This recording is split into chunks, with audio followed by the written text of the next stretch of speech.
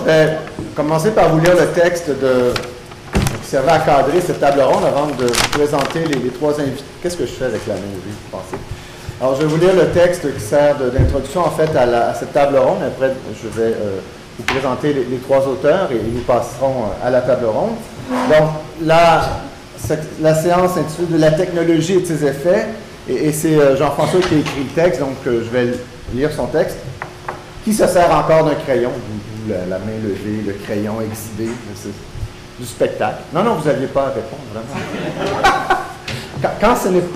Quand le lecteur de la question n'est pas l'auteur de la question, il y a une dimension rhétorique à la chose, donc vous n'avez pas à répondre. Alors, qui se sert encore d'un crayon? Qui, chez les moins de 40 ans, a déjà appuyé sur les touches d'une machine à écrire? Ces questions sont moins anecdotiques qu'elles n'y paraissent. Elles permettent d'aborder un vaste spectre de sujets qui révèlent à la fois du rapport à son propre corps. Que signifie concrètement écrire? Toucher le crayon ou le clavier, est-ce la même chose? Penser son texte, est-ce déjà écrire? Et aussi plus largement, au sens qu'on donne à l'écriture, qu'est-ce que le web, les réseaux modifient notre manière de réfléchir à la littérature, de la concevoir. Il ne s'agit pas de tomber dans le cliché qui a déjà au moins 150 ans de la mort de la littérature, cliché qui est très tenace, mais de se demander ce que l'écran change au texte. Quel est le rapport de l'auteur à son texte, au droit d'auteur? Dans le monde des réseaux, le texte appartient-il à la personne qui l'écrit de manière similaire qu'à l'époque du livre, qui n'est pas révolue, évidemment, et n'est pas interdit non plus de défendre le livre? Quelles sont les modalités de l'interdisciplinarité dans un univers qui, grâce à la technologie, permet et permettra encore plus bientôt de nouvelles possibilités? En fait, j'ai lu le texte simplement parce que c'est à peu près ce que j'aurais dit, ce que j'aurais voulu formuler comme question pour cette séance sur de la technologie et de ses effets. Alors, les trois intervenants de cet après-midi, on va les prendre en fait selon l'ordre qui est présenté ici sur le programme. Évidemment, l'idée, c'est que vous fassiez des interventions, si j'ai bien compris, un peu plus brèves que celles de ce matin, de façon à ce qu'on ait une table ronde un peu plus animée et qu'on ait un peu plus de questions. Donc, le premier, Mathieu Arsenault, je vais vous les présenter seulement brièvement parce que je crois que vous les connaissez déjà tous. Donc, Mathieu Arsenault qui vient de faire apparaître La vie littéraire au Cartanier et qui depuis longtemps anime, s'il le fait toujours, un blog qui est oui. Doctorago, merci, j'avais peur de faire une erreur. Dominique Fortier, en deuxième, qui vient de faire apparaître avec Nicolas Dickner, je m'excuse, Révolution, un livre assez magnifique dont elle nous parlera sûrement. Et j'espère que tu apprécies que ton livre soit complètement mangé, on ne sait pas trop par qui, par quoi, par un lecteur, sûrement par un lecteur. Donc, Daniel Grenier, malgré tout, on rit, assez on rit, et je crois qu'il est aussi l'auteur d'un roman apparaître incessamment. Oui, vers la fin de l'été. Vers la fin de l'été. Voilà. Donc voilà, dans l'ordre, ce sera Mathieu, Dominique et Daniel. Mathieu avait un titre qui était La vie littéraire. Non, il n'y a pas de titre, ça c'est les livres La vie littéraire, vu d'ici, puis album de finissant en 2002. Donc je laisse la parole d'abord à Mathieu. Oui? Ah non, c'est vrai, il y a une lecture avant. C'est moi qui lis pour mon propre texte. Ok, je vais lire 3 extraits littéraires. C'est ça, je vais tomber. Écrire avec la cendre. On aurait voulu que notre époque soit inscrite sur des tablettes d'acier inoxydables pour qu'il reste encore quelque chose d'elle dans quelques milliers d'années, mais nos phrases elles-mêmes sont écrites avec la cendre et avec ça, j'arrive même pas à raconter comment nous aurions fait connaissance sur MySpace, déconner sur Facebook, militer sur Twitter, flasher mes boules et ta graine sur Snapchat. Au moment où nous aurions été ensemble, tout cela aurait été indéniablement une réalité plus tangible que de se voir en personne, mais parce que ces espaces ne durent plus 5 ans, je ne me souviens déjà plus de rien, ni de ta petite face de streaming, ni de tes yeux en sang sérif justifiés dans ce forum au fond bleuté, où nous nous serions dit qu'on allait battre notre propre mort. Je me rappelle de peu de choses, parmi lesquelles l'immobilité de nos corps qui fourrent dans la durée des plaques tectoniques, et si j'avais des joues hypersensibles et microscopiques, je pourrais en coller une sur le processeur de mon portable et sentir toutes ces phrases que nous aurions tapées s'évaporer en minuscules points de chaleur qui tiendraient ma tête au chaud pendant l'hiver qui arrive dans une semaine, et l'éternité est inhumaine. Hello, this is that Todd.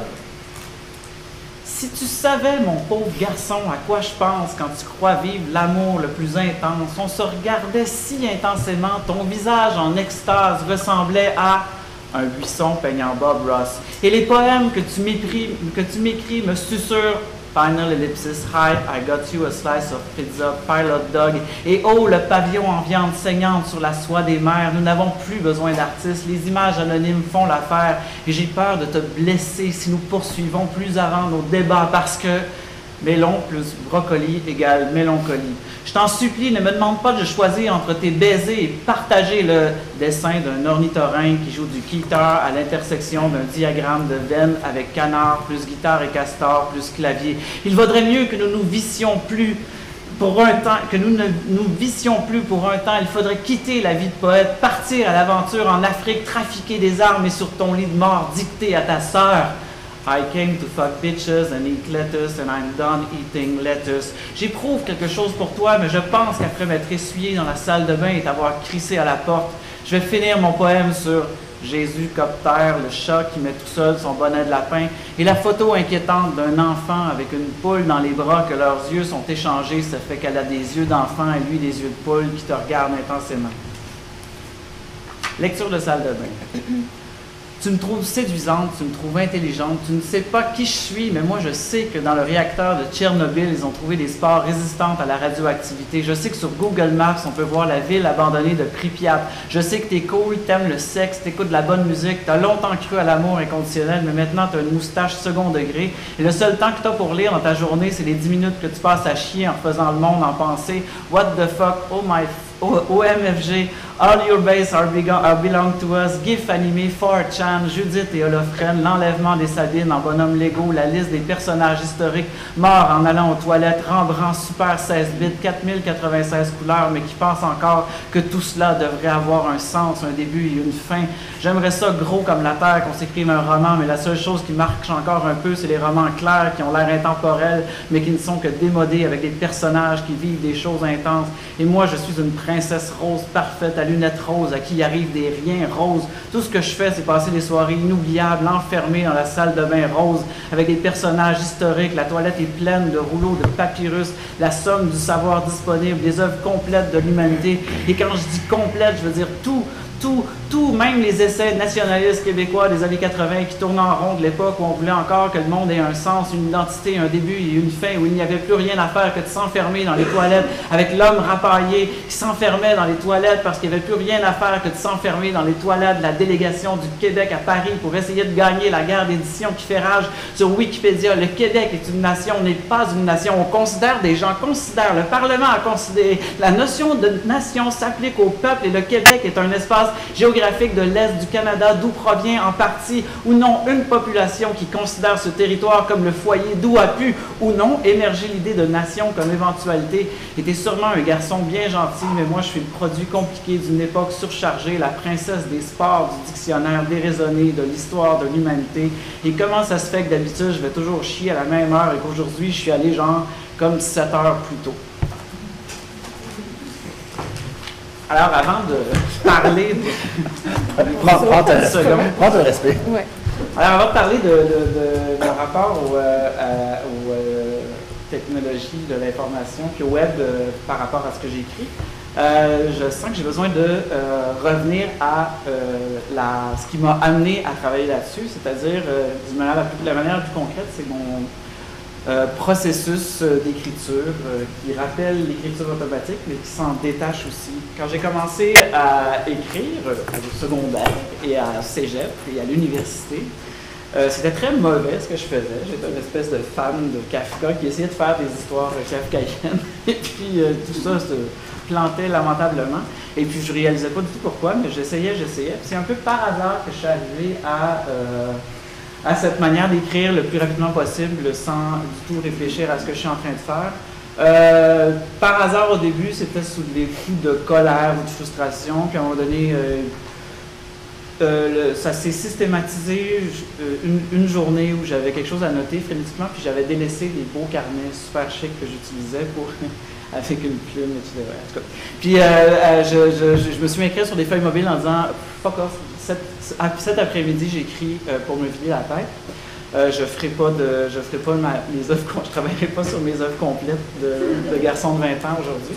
Mais ça a été assez salutaire parce que je me suis rendu compte à ce moment-là que j'avais un registre beaucoup plus vaste, puis j'avais aussi beaucoup plus de liberté, puis ça m'a pris longtemps avant de réaliser qu'en fait, ce qui m'empêchait d'écrire des trucs que je trouvais moi-même intéressants, que j'avais jamais lu moi-même ailleurs, où j'avais eu l'impression d'avoir lu, c'était ce qui me retenait d'écrire ça, c'était une idée, l'idée que j'avais de la littérature. J'avais une idée du roman, j'avais une idée du récit, j'avais une idée de la poésie, j'avais une idée de ce que c'est des œuvres complètes. Je me voyais déjà dans mes petits carnets publiant ces petits carnets-là en Pléiade à la fin de mes jours. Tout ça était évidemment très délétère. Mais mon arrivée dans cette manière d'écriture rapide-là s'est faite progressivement, puis petit à petit, je me suis trouvé là-dedans. Évidemment, c'est pas de l'écriture, j'ai pas suivi des cours d'écriture automatique ni épluché ce que les surréalistes peuvent en dire parce que on est à une époque différente. J'ai un rapport complètement différent. Je suis pas à la recherche de hasard objectif comme pouvait l'être Burroughs. Je suis pas à la recherche non plus d'une surréalité occulte ou un inconscient caché psychanalytique. En fait, je sens plus quand je travaille que je suis traversé par tout le matériau langagier, textuel, culturel qui peut me traverser dans une journée. Et puis, ça apparaît comme ça sur la feuille. Puis, ce que je recherche, en fait, c'est des motifs à l'intérieur de ce chaos-là. Mais ce n'est pas des motifs qui arrivent par pur hasard, c'est des motifs que je cherche à trouver, à saisir un sens, puis à trouver un sens à ce flux continu de ma conscience qui apparaît quand je travaille comme ça. Je travaille absolument sans inspiration. Ça peut me prendre plusieurs jours, des fois, avant de me retrouver en forme, puis de me trouver dans cette espèce d'état où j'ai la concentration pour... j'aimerais développer là-dessus, mais je ne sais pas si c'est encore prêt, mais j'ai l'impression que j'arrive à faire du multitasking quand j'écris. Ma tête se divise en deux, c'est-à-dire qu'il y a une espèce de flux d'écriture qui peut à un moment donné aller par lui-même, puis je peux me concentrer à partir de là à essayer de le moduler, de trouver une modulation, de trouver le matériau qui pourrait arriver exactement au bon moment, au bon endroit dans l'écriture. Et puis quand je réussis un morceau, quand je vois que je suis en train de réussir un morceau de texte, je le mets de côté. C'est pour ça que mes livres sont écrits en fragments, c'est parce que chaque morceau est un truc que j'ai arraché à ce flux d'écriture-là, je le retravaille après. Et puis, j'ai pas réalisé tout de suite quelles étaient les potentialités de cette écriture-là, mais quand je me suis mis à travailler sur Album de finissant, j'étais à la recherche en fait de personnages, d'une multiplicité de personnages, c'est ça qui me motivait, puis j'étais à ce moment-là habité par mes souvenirs de secondaire. Je pense que j'étais en train de dire adieu à ma vie d'étudiant de secondaire, j'avais 24 ans, 26 ans. Et puis, je me suis rendu compte que dans ce flux d'écriture-là, j'arrivais à me replacer, quand je me replaçais dans ma tête de secondaire, il s'est produit une espèce d'effet de représentation que j'ai travaillé, c'est-à-dire que je me suis mis à représenter à quoi je pensais quand j'étais inattentif dans les cours, dans les classes. L'album de finissant était construit comme ça. Je me suis rendu compte seulement après que le livre soit sorti qu'il y avait une potentialité d'écriture là qui n'était pas une potentialité de l'époque de l'audiovisuel, c'est-à-dire que ni au cinéma, ni dans une série télé, ni dans un roman jeunesse, par exemple, qui se passe au secondaire, on représente la classe, c'est-à-dire que la scène commence toujours quand le cours finit, ou quand la période finit, ou elle finit quand la période commence. Mais un film qui durerait la durée d'une période, 75 minutes, on ne pourrait pas la filmer. Mais moi, j'avais essayé de faire quelque chose comme ça. Il n'y a pas d'intrigue, il n'y a pas d'interaction, parce que les gens dans une classe, ils sont tout seuls devant une matière scolaire. Et puis moi, je travaillais un flux de conscience qui était modulé par cette matière scolaire-là.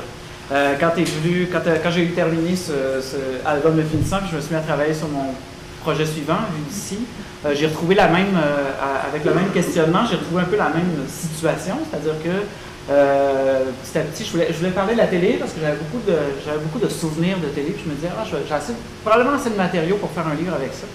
Et puis, au lieu que ce soit un élève dans une classe, c'est devenu quelqu'un devant sa télé. Puis je me suis mis à travailler là-dessus pendant plusieurs années. Et puis, ça s'est ouvert sur quelque chose de plus large. C'est-à-dire qu'à un moment donné, je me suis mis à parler de la banlieue, puis j'ai ouvert quelque chose comme ça. Puis ce processus d'écriture-là,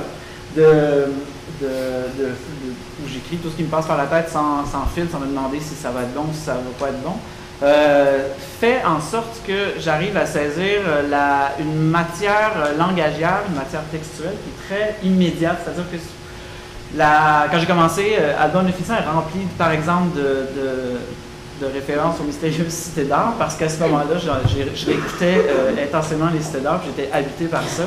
Même chose pour les paroles de chansons, il y a constamment des paroles de chansons dans mes textes, parce que quand ça te tourne dans la tête, la journée avant que tu écrives, mais ça va apparaître au fil de l'écriture. Puis quand ça s'organise bien, ben, ça reste dans mon truc. Il y a au moment d'écrire Vue d'ici, j'écoutais intensément la télé, genre de 6h à minuit tous les jours. Fait qu'il y avait beaucoup de trucs de télé qui arrivaient dans mes textes. Comme ça arrivait au fil de l'écriture, ben, je me questionnais sur qu'est-ce que c'est écouter la télé, pas sur... c'était pas tant un contenu critique, mais c'était un contenu d'expérience, l'expérience sensible d'écouter la télé. Comment est-ce qu'on peut mettre ça par écrit? Puis encore là, je me disais, voilà un truc qui apparaît pratiquement jamais sur une longue durée, ni au cinéma, ni à la télé, ni dans les romans plus conventionnels, c'est-à-dire comme un personnage qui ne fait que ça, écouter la télé, mais qui sans monologue intérieur, plutôt comme une espèce de flux de conscience. Où est-ce qu'on est? À quoi on pense quand on écoute la télé? Comme la question s'était posée, où est-ce qu'on est? À quoi on pense quand on est distrait pendant un cours, une période au secondaire? Voilà, je suis arrivé à la question des nouvelles technologies, parce que au moment où j'ai fini Vue d'ici, puis j'ai commencé ce qu'allait devenir la vie littéraire, ben, j'ai la même figure qui était la figure traversée par du contenu, c'est devenu où est-ce qu'on est quand on écrit un livre, où est-ce qu'on est où est-ce que je suis quand je suis devant mon portable, je tape, j'essaie d'écrire quelque chose, et puis je me suis mis à construire ça, puis à l'inverse de Vue d'ici puis la vie littéraire, ben, je me suis rendu compte petit à petit que quand je suis devant mon portable, oui, je peux écrire longtemps, mais je prends aussi beaucoup de pauses. Je vais consulter toutes sortes de niaiseries sur Internet ou des choses sérieuses. En fait, je passe ma vie devant un ordinateur. Et puis, petit à petit, c'est devenu une autre question. Comme la banlieue s'était rajoutée à la télé, la question de représenter où est-ce qu'on est, qui on est quand on est devant ces activités, quand on est dans ces activités quotidiennes, d'éplucher son flux RSS ou passer d'un truc à l'autre sur Wikipédia, ou d'accumuler des images niaiseuses, d'écouter des vidéos de chats ou de lire sur Wikipédia. Tout ça, ça a fait son chemin petit à petit dans ce qu'allait devenir la vie littéraire. La chose qui était différente et qui m'a pris beaucoup de temps à arranger, c'est que ça peut paraître étrange, mais c'était devenu très confortable avec Vue d'ici, cette posture d'être de ne pas choisir, pas choisir ce par quoi on est traversé. Dans Album Infinissant, les gens dont je parle sont traversés par une matière scolaire qu'ils n'ont pas choisie. Dans Vue d'ici, c'est le problème de la diffusion, c'est-à-dire que les diffuseurs télé t'imposent un contenu, mais je me suis rendu compte avec la vie littéraire qu'il n'y avait aucune espèce j'étais dans un rapport complètement différent. Il n'y a rien qui m'est imposé quand je passe mes journées sur Internet. C'est moi, au contraire, qui choisis tout ce que je regarde, les choses connes comme les choses intelligentes. Et puis, fait que je me suis mis à réfléchir à cette question au fil de l'écriture, comme je le disais tout à l'heure.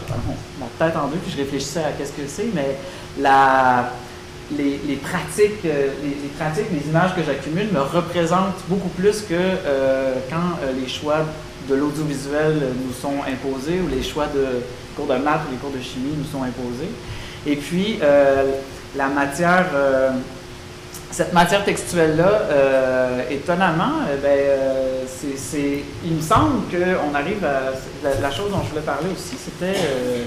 il me semble que cette matière-là, qui est apparue pour moi pas par le plus grand des hasards, mais parce que c'est mon activité, la plus grande partie de mes journées est passée devant un ordinateur à faire toutes sortes de choses. Il me semble que c'est une matière qui est tout à fait propice à être traduite d'une façon langagière, mais pas du tout propice à être traduite d'une façon narrative ou cinématographique, parce que, encore là, je trouve ça très étrange et très problématique que on ne voit jamais dans un roman quelqu'un qui passe toute sa vie devant un ordinateur, parce que cette personne-là est complètement immobile, il n'y a rien de visible à aller chercher, il n'y a pas de description à aller chercher, tout se passe dans une vie intérieure, puis il me semble que la poésie est beaucoup plus propice à ça, ou une espèce de flux d'écriture qui a toute sa tradition de Proust à Joyce, en passant par Sarraute, Woolf, Beckett, Duras, mais il me semble que l'époque de l'audiovisuel a un peu mettre cette tradition-là de côté en faveur d'une espèce de roman qui est plus réaliste, plus conventionnel, mais il me semble qu'on se trouve aujourd'hui à une espèce de tournant où si la plupart des gens passent leur vie devant un ordinateur à interagir ou pas avec des gens dans la vie réelle, je trouve intéressant l'idée que peut-être la matière langagière la plus brute, ce qu'on a considéré comme la plus expérimentale, est peut-être la plus propice à représenter cette réalité-là, puis la plus propice aussi à harnacher toute cette matière brute culturelle qui je pense pas, qui me traverse, je pense pas que je suis le seul à être traversé de tout ça. Et puis, quand je dis au début que ma manière d'écrire le plus rapidement possible, puis de laisser comme les flux de culture qui me traversent apparaître sur la page, mais évidemment, ça apparaît avec une espèce dans une espèce de chaos qui dépend de trucs très plus larges qui me dépassent souvent. Par exemple, ça peut être comme quelqu'un qui ça peut être au fil de l'actualité, quelque chose qui apparaît sur Internet qui devient comme la saveur du jour. Ça peut être aussi comme, je fais des recherches parfois très absurdes et sérieuses sur la physique quantique. Et tout ça se mélange dans mes activités quotidiennes. Et les vidéos de choc comme la physique quantique. Et puis j'essaie de trouver quand je disais tout à l'heure que j'essaie de trouver les motifs, j'essaie de trouver un ordre là-dedans. Je n'essaie pas de trouver l'ordre de ce chaos-là, mais j'essaie de trouver un moyen pour moi de réfléchir sur ce présent qui est d'une richesse chaotique. Et puis ce chaos-là est représentatif de l'organisation en rhizome de nos activités web quotidiennes. J'ai plus rien. Merci. 10 minutes? 15 minutes? Oui. Je gardais pas vraiment le temps. T'as fait 10-15 minutes. T'as fait quelque chose. Merci Mathieu. On va passer maintenant à la présentation de Dominique Forcier. Et donc, d'entrée de jeu, il y aura une lecture d'un de tes textes. Je sais pas En fait, c'est quelques extraits de Révolution. Donc, c'est des textes qui sont sans lien entre eux. C'est des entrées différentes. Donc, chacun est vraiment comme un petit texte autonome.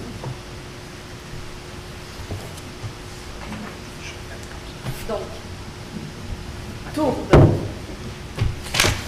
Est-ce un hasard si ce premier jour de l'hiver, journée la plus courte de l'année, par conséquent la nuit la plus longue, est inscrit sous les auspices d'une matière noire et lourde comme le plomb?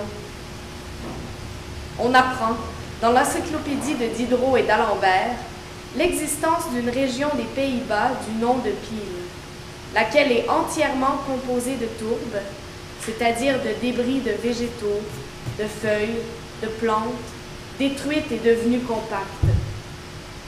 Mais cette vaste étendue n'est pas un marais ordinaire, puisqu'on y trouve aussi une grande quantité d'arbres et surtout de sapins, ensevelis quelquefois à une très grande profondeur, et cependant très bien conservés. Ces arbres sont tous couchés vers le sud-est.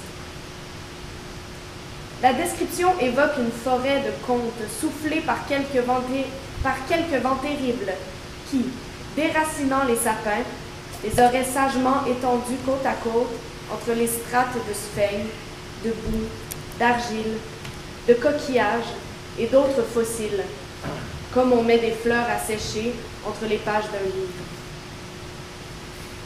Pierre à chaud. Ça ne s'invente pas. Pierre Chaud de Champeau était un révolutionnaire nantais à qui les bouleversements de 1789 permirent, entre autres, de mettre la main sur de fort jolies propriétés. Pour des raisons évidentes, il laissa à cette époque tomber la particule et sur sa lancée, changea aussi son prénom pour se faire modestement appeler Socrate. Ces révolutionnaires, décidément, ne semblaient jamais contents du nom qu'on leur avait donné.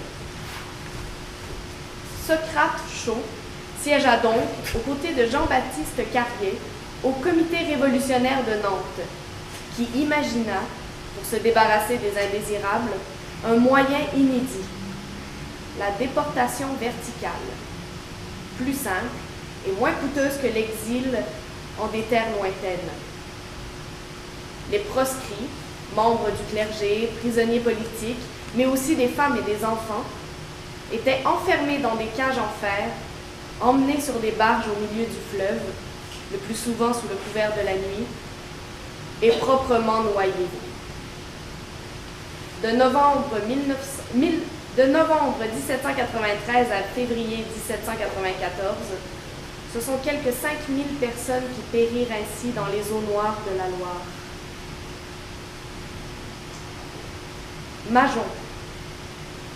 Cette jolie fleur rose, composée d'un large pavillon double, surmontant un renflement qui rappelle une lèvre boudeuse, a aussi pour nom châtaigne de terre, gland de terre, pois tubéreux et souris de Hollande. On la nomme également souris de terre. Et c'est là que les choses se compliquent, puisqu'il faut prendre garde, prévient l'encyclopédie, de la confondre avec le petit rongeur de l'espèce Apodemus sylvaticus, et surtout avec le mammouth mythologique des tribus sibériennes, qu'on appelle aussi tous deux souris de terre. Je me félicite bien sûr d'avoir lu cet avertissement, car on imagine sans mal l'épouvante de la promeneuse se baladant innocemment dans les prés pour y composer un bouquet de fleurs des champs, cueillant ici une marguerite, là une campanule, 2 ou 3 souris de terre, quelques soucis, et qui se rend compte avec stupéfaction, en baissant les yeux, qu'elle a plutôt assemblé une gerbe de mammouth laineux.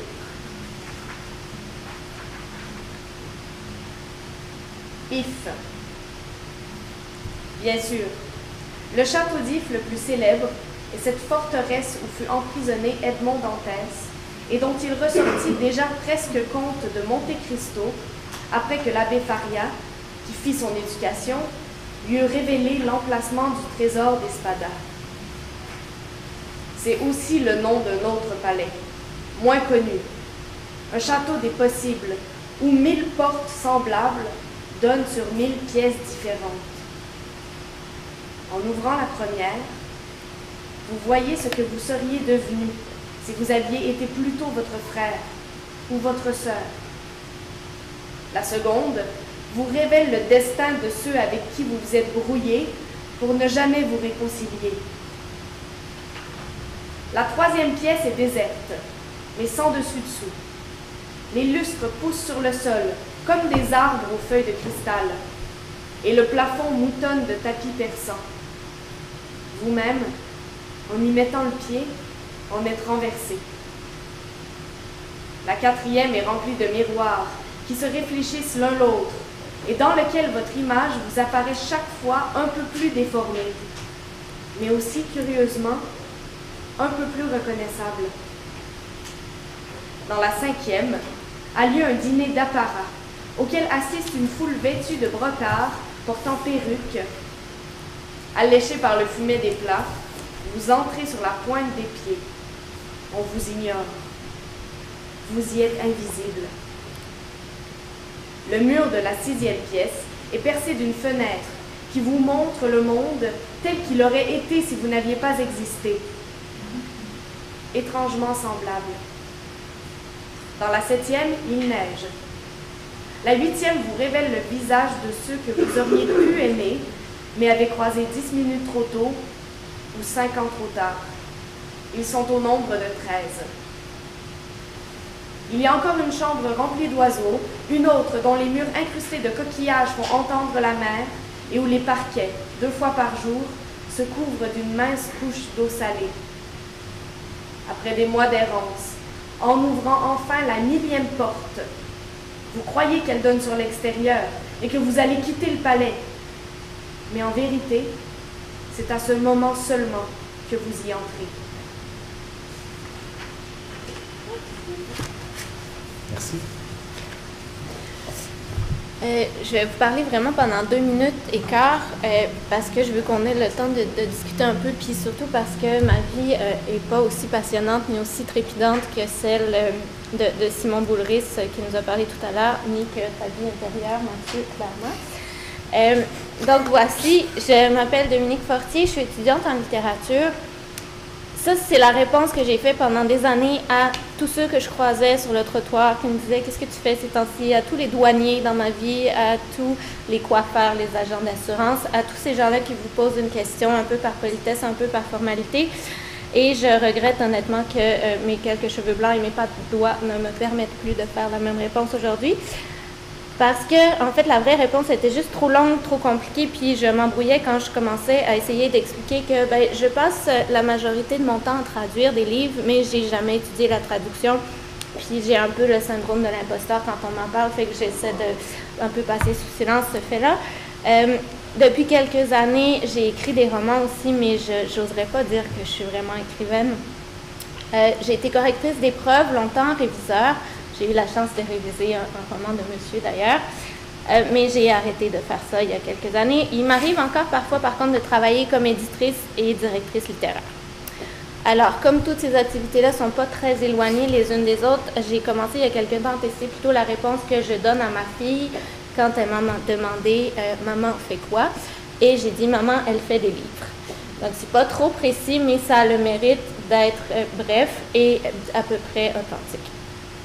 Avec le recul, par contre, je me rends compte que ces différents métiers-là que j'ai exercés puis que je continue de faire un peu épisodiquement m'ont servi comme mes très, très longues études en littérature à aborder le livre un peu de biais, je dirais, par cercle concentrique, c'est comme ça qu'on dit quand on se rapproche de quelque chose, parce que en fait, depuis l'enfance, moi, ce que je rêvais vraiment de faire, c'était d'écrire, mais c'était en même temps la chose qui me terrorisait le plus au monde. Donc, ça a été comme autant de moyens d'apprivoiser un petit peu à la fois le milieu, le domaine, l'objet lui-même, jusqu'à ce qu'il ne me reste plus, enfin, qu'à écrire moi-même ou peut-être à devenir typographe, qui est comme le seul métier de l'édition que j'ai jamais exercé. Donc, j'ai écrit 3 romans qui se déroulent pour l'essentiel au 19e siècle. Mais pas tous, puis qui sont peut-être pas tout à fait des romans non plus. On y reviendra parce qu'en fait, les questions de genre qu'on a abordées tout à l'heure m'intéressent beaucoup. Puis j'ai publié à l'automne ce drôle de livre-là, Révolution, avec Nicolas Dickner, qui est à la fois une sorte de calendrier, une sorte de correspondance, une sorte d'encyclopédie, puis une sorte de journal intime. Mais en fait, tous mes livres sont une sorte de... mon premier roman, Du bon usage des étoiles, quand je l'ai écrit, évidemment, je ne pouvais pas savoir qui allait en avoir un deuxième.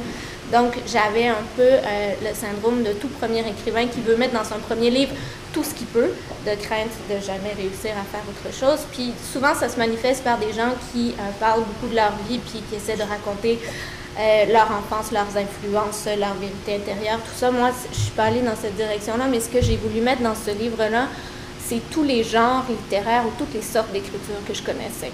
Fait que c'est un roman qui est à la fois du roman, mais dans lequel il y a aussi de la poésie, il y a des discours traduits de toutes sortes, il y a des traités mathématiques, il y a des chansons, il y a des prières, il y a une pièce de théâtre. Des recettes. Une recette, un menu, et j'ai sûrement oublié des choses. Des lettres?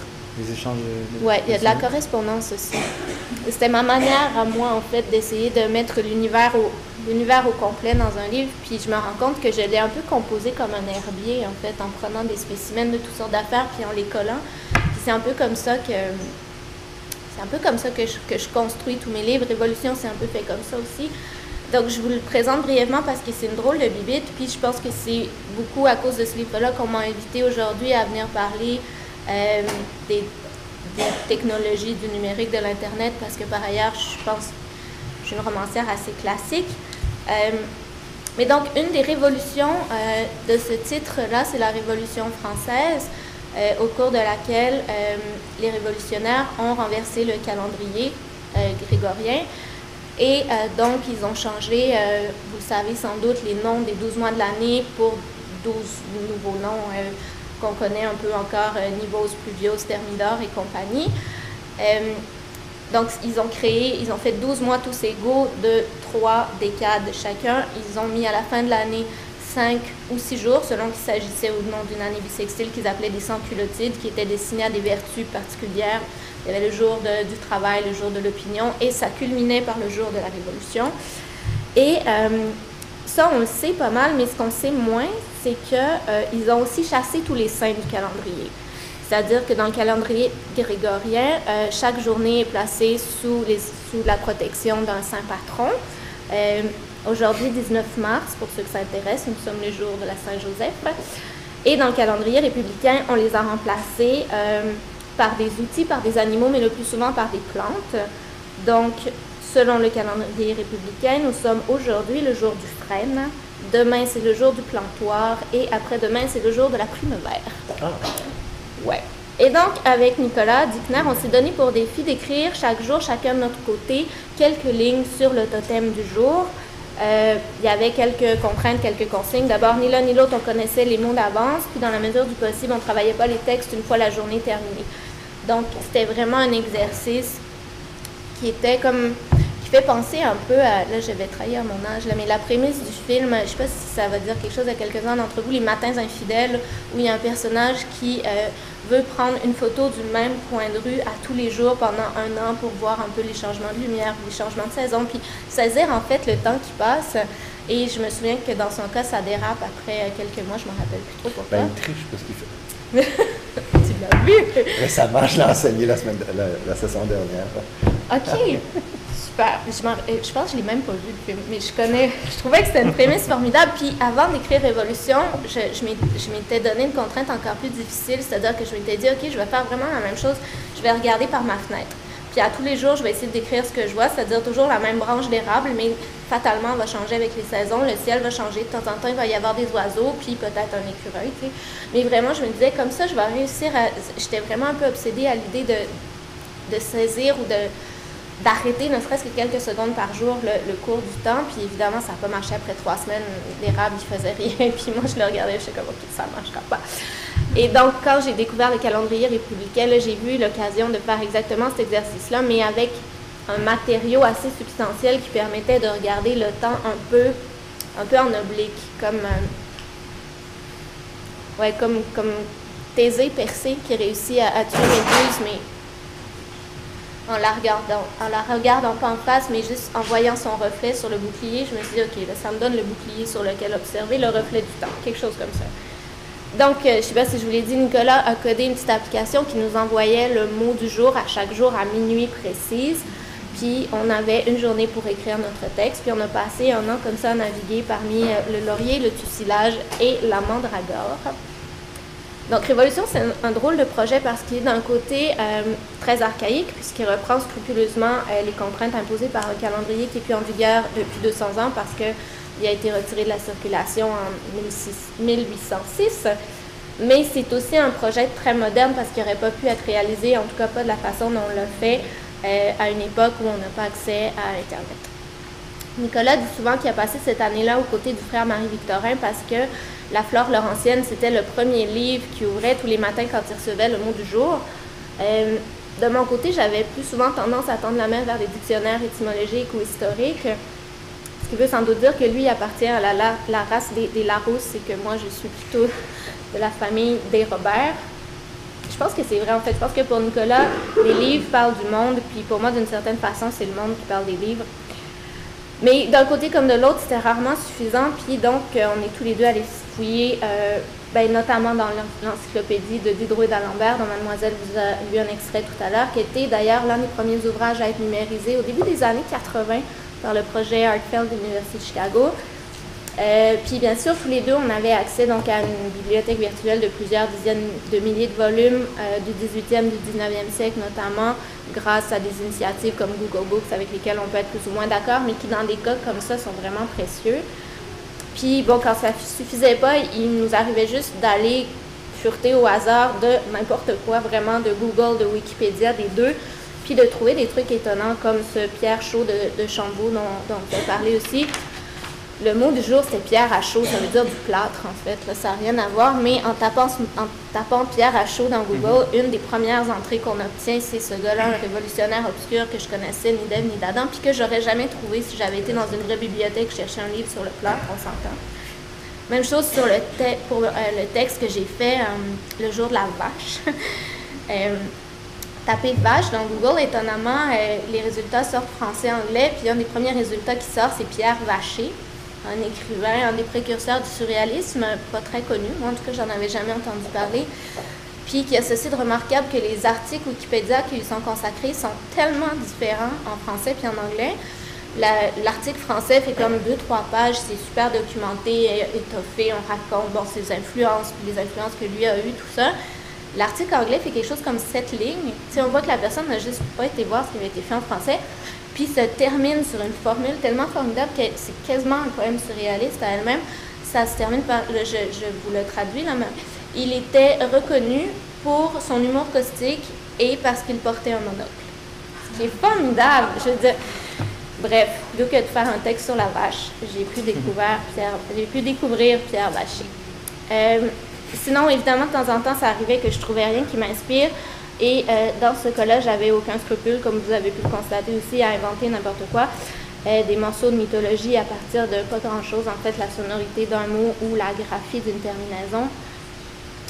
Puis, ce dont je me rends compte, finalement, c'est que ce livre-là, même si en apparence très différent de mes autres livres, même si c'est pas du tout un roman, même si on peut pas dire que c'est un ouvrage historique, la documentation, puis par là, je veux dire ce qui appartient au réel, au passé ou à l'histoire, il joue un peu le même rôle. C'est un peu un tremplin, en fait. C'est une toile de fond où la fiction peut se déployer. C'est surtout un mur où on a la liberté, comme romancier, d'ouvrir autant de portes puis autant de fenêtres qu'on veut. Puis là, j'ai dit comme romancier, mais en fait, ce que je vous disais au début, c'est vrai aussi, c'est surtout vrai. En gros, j'étudie la littérature et je sais toujours pas s'il y aura un prochain livre. Je pense que ça fait partie de l'affaire, c'est bien correct comme ça. Voilà. Merci beaucoup, Dominique. Maintenant, avant de laisser la parole à Daniel Grenier, donc une lecture tirée de Malgré tout, on lit à Saint-Henri? Malgré tout, on rit à Saint-Henri.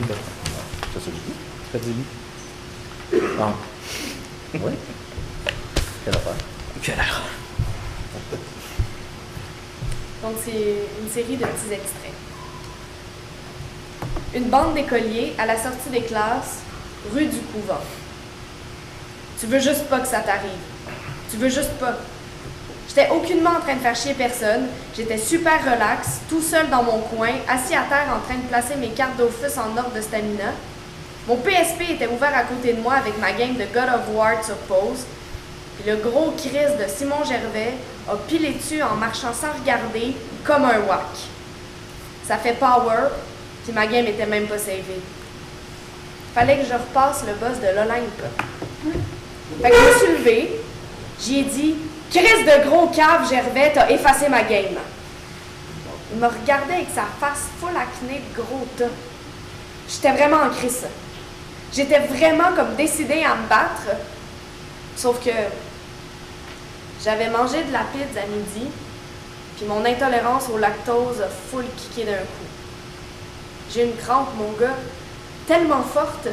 J'ai eu tellement envie de chier que ça a tout sorti d'un coup quand Gervais m'a genre juste poussé sur l'épaule. Une petite bine de fif. Sauf que mes yeux sont devenus full ronds. J'ai senti ça dans mes culottes. J'ai échappé toutes mes cartes d'Ofus. Je pouvais pas bouger. Bloqué ben raide. Man, tu veux juste pas que ça t'arrive? Là, ben, j'ai demandé à ma mère pour changer d'école, mais oublie ça. C'était soit ça ou le privé. Un homme et une femme dans un blind date au restaurant Bitoc.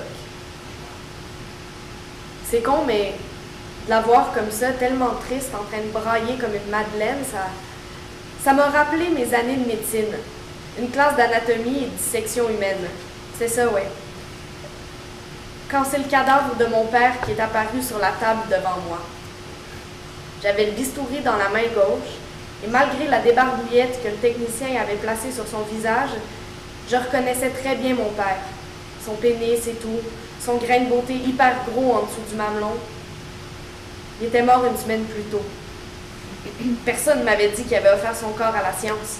Personne ne m'avait averti. Ma mère m'avait rien dit. Ma mère me dit jamais rien. C'est pour ça que ce matin, en la voyant brailler de même, j'ai rien dit. Elle n'a rien dit non plus. On s'est rien dit parce qu'on se dit jamais rien. Et j'ai seulement pensé à cette fois-là, à ce matin-là, quand tout allait mal dans ma vie. Vraiment mal. Mon père venait de mourir d'un infarctus sorti nulle part. Ma blonde venait de me laisser pour Pierre Lapointe, en me disant qu'elle était sûre de pouvoir le faire virer de bord. Mais tu l'as jamais rencontré? Tu fais juste triper sur sa musique, puis sa voix forcée de français de France, puis en plus, il est gay comme Crésus. Elle m'avait répondu « On s'en fout, on s'en fout, on s'en fout, on s'en fout », comme ça, plusieurs fois d'affilée, en claquant la porte de mon appartement aux résidences. Fait que je m'étais pointée ce matin-là, à la classe de dissection, comme essoufflée de la vie, tu vois. J'étais sur le point de remettre en question l'ensemble de ma future carrière en médecine, quand le technicien a poussé la civière dans la salle, en sifflotant la mélodie du columbarium, et il s'est arrêté juste en face de moi. Il m'a souri sans malice. J'avais le bistouri dans la main gauche, et malgré la débarbouillette qu'il avait placée sur son visage, j'ai reconnu mon père immédiatement. Le dos de ses mains était poivre et sel. Il avait une cicatrice de vasectomie près du nombril.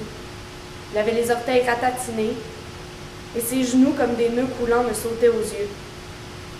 Ça a réglé la question. C'était trop pour moi. J'ai quitté la salle, je suis jamais revenue. Mais bon, je veux pas te saouler avec mes affaires, assez parler de moi.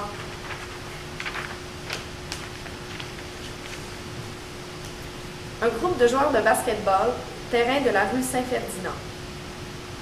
Man, je sais pas comment j'ai fait mon compte, mais je viens de prendre ma douche, écoute ça. Je me savonnais le dos, les fesses, tout, puis j'ai entendu un son métallique. Je me suis retournée, écoute ça. Il y avait un Saint-Saëns à côté du drain. Je l'ai ramassé en me posant sérieusement des questions. J'ai ouvert le rideau, puis je l'ai pitché sur la céramique du plancher. C'est ça. Là, je viens de me rappeler que j'ai oublié de le ramasser en sortant de la douche. Je sifflotais en mettant mes verres de contact dans les yeux. Je pensais à autre chose. Je suis un peu épais. J'aurais dû prendre ma douche après la game. En tout cas, il doit être encore là. Peine perdue.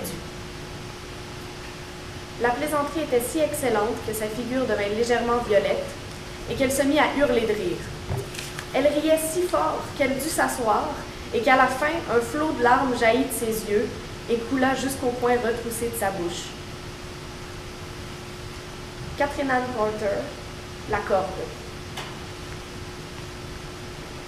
Elle est revenue du marché avec un sac rempli de produits essentiels, de ce qu'elle appelait un fonds de garde-manger. Pas grand-chose de comestible sur le coup. Des produits essentiels pour plus tard, pour l'éventualité d'une recette précise trouvée sur le site de Ricardo ou de José Di Stasio. Elle a déposé le sac sur l'îlot, qui n'avait pas encore eu le temps de teindre, au centre de la cuisine. Ça faisait 2 ans qu'il lui avait dit qu'il allait teindre le truc. Elle avait même acheté la teinture d'un brun noisette subtil, qui laissait voir les nœuds du bois. Il lui demandait de quel nœud elle parlait, lui rappelant avec son beau sourire qu'après tout, c'était juste un meuble Ikea. Il y avait de la farine de blé, des épices, des essences, 2 boîtes de tisane bio. Elle a vidé son sac sur l'îlot, l'a plié et l'a remis à sa place dans un grand sac rempli de sacs. en commençant à ranger tout ça, à sortir ses pots maçons et ses Tupperware pour transvider, pour que ça se garde plus longtemps, elle est passée à côté de la radio et a appuyé sur un bouton. Le milieu d'une chanson qu'elle connaissait a rompu le silence de la cuisine et elle a fredonné. L'odeur piquante de la fumée de cigarette lui est parvenue du fond du couloir où il travaillait, la porte fermée. Leur garde-manger était une petite pièce au fond de l'appartement, dont la vieille porte fermait mal. La porte fermait mal à cause probablement de toutes ces couches de peinture successives d'un locataire après l'autre, d'une existence après l'autre, vécue ici, avant la leur. Quand elle regardait la porte et son cadre, quand elle essayait de la faire glisser dans son chambranle, des couches et des couches de peinture l'en empêchaient. Elle se disait que peut-être aussi ce n'était pas ça. Que peut-être aussi ce n'était qu'une question de vieillesse et d'usure. Elle se demandait si ça ne revenait pas au même d'une certaine manière.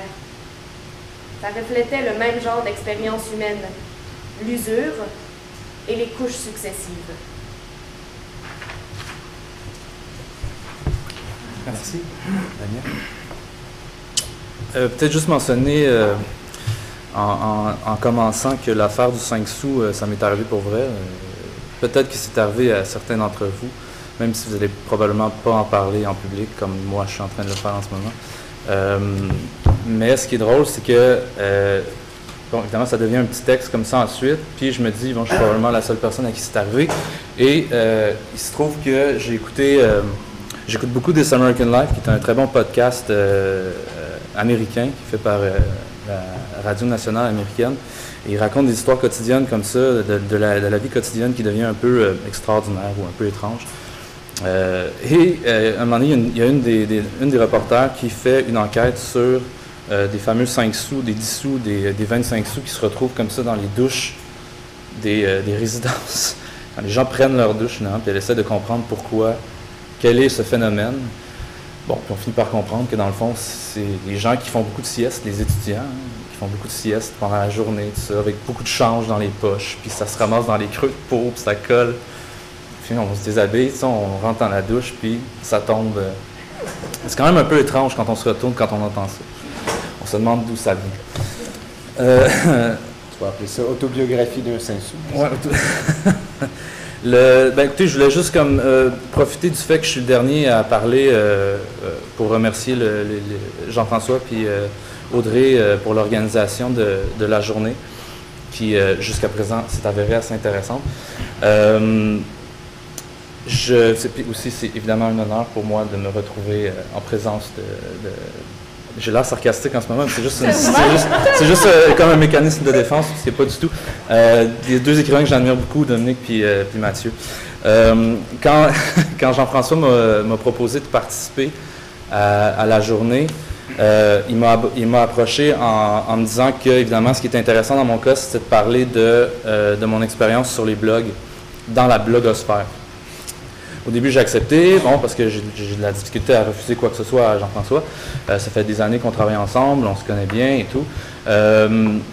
Plus tard, je lui ai réécrit, puis je me suis comme désisté en disant, écoute, ça n'a plus rapport, parce que moi, je blogue plus depuis 2012, en fait. Depuis que mon livre, Malgré tout, on rit à Saint-Henri, a été publié, j'ai comme arrêté de bloguer. Puis ensuite, j'ai comme revu ma position, parce que je me disais, en fait, c'est peut-être cet arrêt-là qui est intéressant aussi en soi, le fait de se demander, de se poser la question, qu'est-ce qui fait que pourquoi on utilise la blogosphère, pourquoi on utilise les blogs, et puis ensuite, pourquoi on finit par arrêter aussi après qu'on soit finalement passé, si on veut, de l'autre côté, c'est-à-dire dans le milieu éditorial consacré et institutionnel.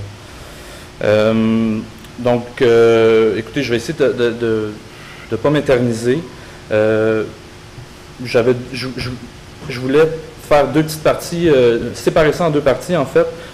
D'une part, parler de effectivement mon expérience entre 2009 environ et 2012 quand j'ai blogué énormément. Et ensuite, là, c'est c'est-à-dire ce sur quoi je travaille en ce moment et mais peut-être qu'on y reviendra aussi en discutant. Ça, sur quoi je travaille en ce moment, et les liens avec, effectivement, les nouvelles technologies et Internet. Il y a des écrivains qui publient assez tôt, qui publient leur premier roman. Je ne sais pas si ça t'est arrivé, Dominique, quand tu parlais tout à l'heure du bon usage des étoiles, tu as utilisé l'expression « premier roman ». Moi, c'est une expression qui me fascine parce qu'habituellement, quand on finit par publier, c'est rarement notre premier roman, notre vrai premier roman. On en a... donc, toi, c'était la première fois que j'osais prendre un crayon dans ma main. Moi, ça me fascine. C'est un des trucs... Puis quand on arrive ensuite dans les médias... Mais je l'ai fait tard, par exemple. Tu l'as fait tard. Ouais. Tu as commencé à avoir le réflexe d'écrire de la fiction tard? Mais c'est pas un réflexe, mais écoute, le courage, je te dirais, là, même si on s'entend, c'est pas comme à l'affronter un lion, là, mais j'avais trop peur avant. Il a fallu que j'attende. C'est ça, l'âge.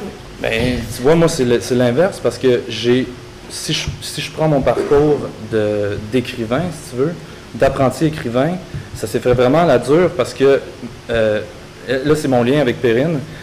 Moi, c'est une anecdote que j'aime beaucoup raconter, parce que ça reflète le principe de l'ambition, puis un peu de la naïveté. Mon premier manuscrit, moi, je l'ai envoyé chez Gallimard à 18 ans. Tu sais, c'était une évidence pour moi que je venais de révolutionner la littérature au grand complet, et que Philippe Solers, quand il allait lire mon livre, il allait comme tomber sur le cul, puis Foglia allait comme capoter dans la presse, puis je pense que je le nommais dans mon livre, non, je le provoquais, c'est bon. Puis, évidemment, ça n'a pas fonctionné, mais ça a été très, très, très long avant que je publie. En fait, j'avais 18 ans quand j'ai fait ça, environ 17-18 ans, c'était à la fin du cégep, puis 18-19 ans plutôt. Puis malgré tout, On rit à Saint-Henri, c'est sorti en 2012, donc j'avais 32 ans, donc c'est quand même beaucoup d'années et de manuscrits, de romans qui sont complétés, qui sont d'après moi, en fait c'est le meilleur que je peux faire à ce moment-là, qui sont envoyés à des maisons d'édition. Je faisais ma petite routine à chaque matin. Quand j'avais terminé mon roman, je partais avec mon bicycle, puis là j'allais faire la tournée des éditeurs montréalais. J'allais porter mon manuscrit chez Triptyque, chez Québec Amérique, chez Le Méac, chez Boréal, puis là, j'arrivais à la dernière maison d'édition en sueur. Voilà, acceptez s'il vous plaît mon offre. Et puis bref, ça n'a jamais marché mon affaire. Donc, en 2009, j'ai découvert effectivement le monde des blogs, bon, que je fréquentais un petit peu par-ci par-là, mais c'est devenu pour moi une évidence que c'était comme l'endroit où j'allais pouvoir m'exprimer et, si on veut, entre guillemets, trouver mon public puis avoir des interactions avec des gens. Écoute, je sais pas si tu as trouvé ton public, mais moi, je te lisais. Je te lisais comme religieusement. C'est bon, hein? Toi, tu lisais Saint-Henri? Totalement. Wow, ça, c'est nice. Non, mais non seulement je te l'ai dit, mais j'ai écrit à Antoine Tanguay chez Alto. Je me rappelle au début de ton blog, je pense d'entendre. Regarde ce gars-là, comme à un moment donné, il va faire un livre, il faudrait que tu le publies. Mais c'est drôle parce que... lui qui l'a publié, là, mais... C'est drôle parce qu'Antoine, je lui ai envoyé un manuscrit à l'époque, je crois que c'était mon avant-dernier. Puis quand on se voit maintenant, on a toujours une relation un peu de... pas tendue, mais on aime ça faire des petites blagues avec ça parce que ça avait été extrêmement long avant qu'il me réponde. Puis frustré comme n'importe quel auteur qui attend des réponses des éditeurs, je lui avais réécrit en lui disant, même un nom serait comme vraiment plus appréciable que ce silence. Je pense que j'avais utilisé silence intersidéral. Écoute, c'est winner, là. Puis Antoine m'avait répondu comme contrit un peu, je m'excuse, je suis débordé le grand. C'était comme à la fois, genre, prends ton trou, là, puis en même temps, je comprends ta frustration, parce qu'Antoine, à l'époque... ça pour dire que le blog, pour moi, c'était vraiment une planche de salut. Extrêmement importante dans ma vie parce que, bon, j'avais 29 ans, j'étais célibataire, je passais un petit peu ma vie devant l'ordinateur aussi, tu sais, puis entrer dans la blogosphère québécoise, du moins, tu sais, je veux dire, c'est pas comme si j'avais commencé à bloguer en anglais puis que j'avais tout à coup tout le monde anglo-saxon en apporté, mais bon, c'est quand même un petit milieu, la blogosphère québécoise, mais c'était absolument génial comme milieu de création et en même temps d'échange d'idées, et parce qu'on allait se lire entre nous, etc. Bon. Ma vie sur les blogs, elle a duré environ 3 ans, elle a duré jusqu'à la publication de Saint-Henri. Saint-Henri, en fait, c'est pas un livre qui est, comment on appelle ça, une espèce de recueil de textes de blog, en fait. C'est pas du tout ça, parce que l'éditeur du Cartanier, Éric Larochelière, c'est pas du tout son bac de publier, par exemple, de publier un blog au complet. Mais il reste qu'il y a plusieurs textes dans le recueil qui, au départ, étaient des billets de blog. Donc, ce que je voulais dire par là, c'est que j'ai blogué pendant 3 ans, puis il m'est arrivé plusieurs choses pendant cette période-là de ma vie qui était tout à fait intéressante. Je me suis fait des amis, je me suis fait des lecteurs, j'ai rencontré plusieurs écrivains qui plus tard ont publié eux-mêmes leurs livres. J'ai eu un flirt avec une fille. Si vous voulez, on peut en parler. C'est une histoire Amélie Poulainesque assez cool et tordue à la fois. En fait, ce que j'ai fait, c'est que j'ai repris Tout est encore là. Hein, peut-être que c'est possible de le faire, mais j'ai jamais trouvé j'ai jamais eu j'ai jamais ressenti le besoin de le faire, mais tout est encore archivé sur Blogspot et sur WordPress, où j'avais comme la deuxième incarnation de Saint-Henri dans la dernière année. Puis, je suis retourné dans mes archives en me préparant un petit peu. Et c'est assez fascinant. Il y a des moments où c'est comme si le blog, ça te permettait, dans le fond, de revenir sur ton journal intime, qui est un faux journal intime, parce que c'est complètement public. Donc, c'est-à-dire que maintenant, il n'y a plus personne qui lit ça, parce que c'est basé sur le principe de biais, de l'actualité, de sortir quelque chose de nouveau à chaque fois. Mais il reste que tu retrouves tes états d'âme comme tes états d'âme que tu avais en 2009, donc quand tu avais 5 ans de moins. Et qu'est-ce qui se passait dans ta vie à ce moment-là? Il y a un sentiment une impression d'inquiétante étrangeté qui arrive assez facilement. Et j'ai retrouvé, entre autres, des moments où Jean Barbe était en train de me dire qu'il trouvait mon manuscrit intéressant. On est à peu près en 2010-2011, j'imagine, puis j'écris carrément sur mon blog Jean Barbe vient de me réécrire, puis là, je chiale parce que c'est long à sa réponse, encore une fois. Puis là, je me rends compte que quelqu'un dans les commentaires, c'est une période assez étrange d'essayer de me souvenir qu'est-ce que je ressentais exactement. Dans les commentaires, il y a quelqu'un qui écrit, qui signe en fait Jean Barbe, et qui dit je te le traitais, pas je le traitais, mais en gros, ça tournait autour de l'idée de Big Shot, puis de ne pas prendre le temps de répondre aux gens qui avaient... mais en même temps, je suis sûr que c'est pas lui, ça se peut pas que ce soit lui. Quelqu'un avait écrit... Oui, mais quelqu'un avait écrit, je signais Jean Barbe, je ne suis pas dans le Big Shotisme, je suis dans le jus. Et là, dans le jus. Ça ressemble à ça. Mais écoute, on pense que oui, là. Et là, moi... Après ça, mon commentaire à moi, c'est « Je ne comprends pas l'humour de la personne qui vient de m'écrire ce commentaire-là. » Parce que dans ma tête, c'est impossible que quelqu'un comme Jean Barbe, premièrement, soit sur les réseaux sociaux, puis soit en train de checker les moments où son nom apparaît dans de la blog. Bon, c'était probablement lui. Bref, si j'ai jamais publié chez Le Méac, maintenant, je sais pourquoi. Mais il reste que... Ensuite, il y a d'autres références à lui, puis... ce roman-là, ce roman-là n'a jamais vu le jour. Mais je pense que c'est à l'époque aussi, Perrine, tu me diras si je me trompe, mais c'est à l'époque où Jean Barbe, en fait, avait comme arrêté de travailler chez Le Méac. Il y a comme eu un laïus. Oui, c'est ça. Moi, mon problème, en fait, avec Mathilde l'an dernier, ce roman-là, c'était que il l'avait comme accepté, si tu veux, en me disant je suis prêt à travailler, l'êtes-vous, tu sais. Probablement dans ces années-là. Puis là, ensuite, comme il ne me donnait pas de nouvelles, j'ai compris que, en fait, c'est parce que Jean Barbe avait comme quitté Le Méac.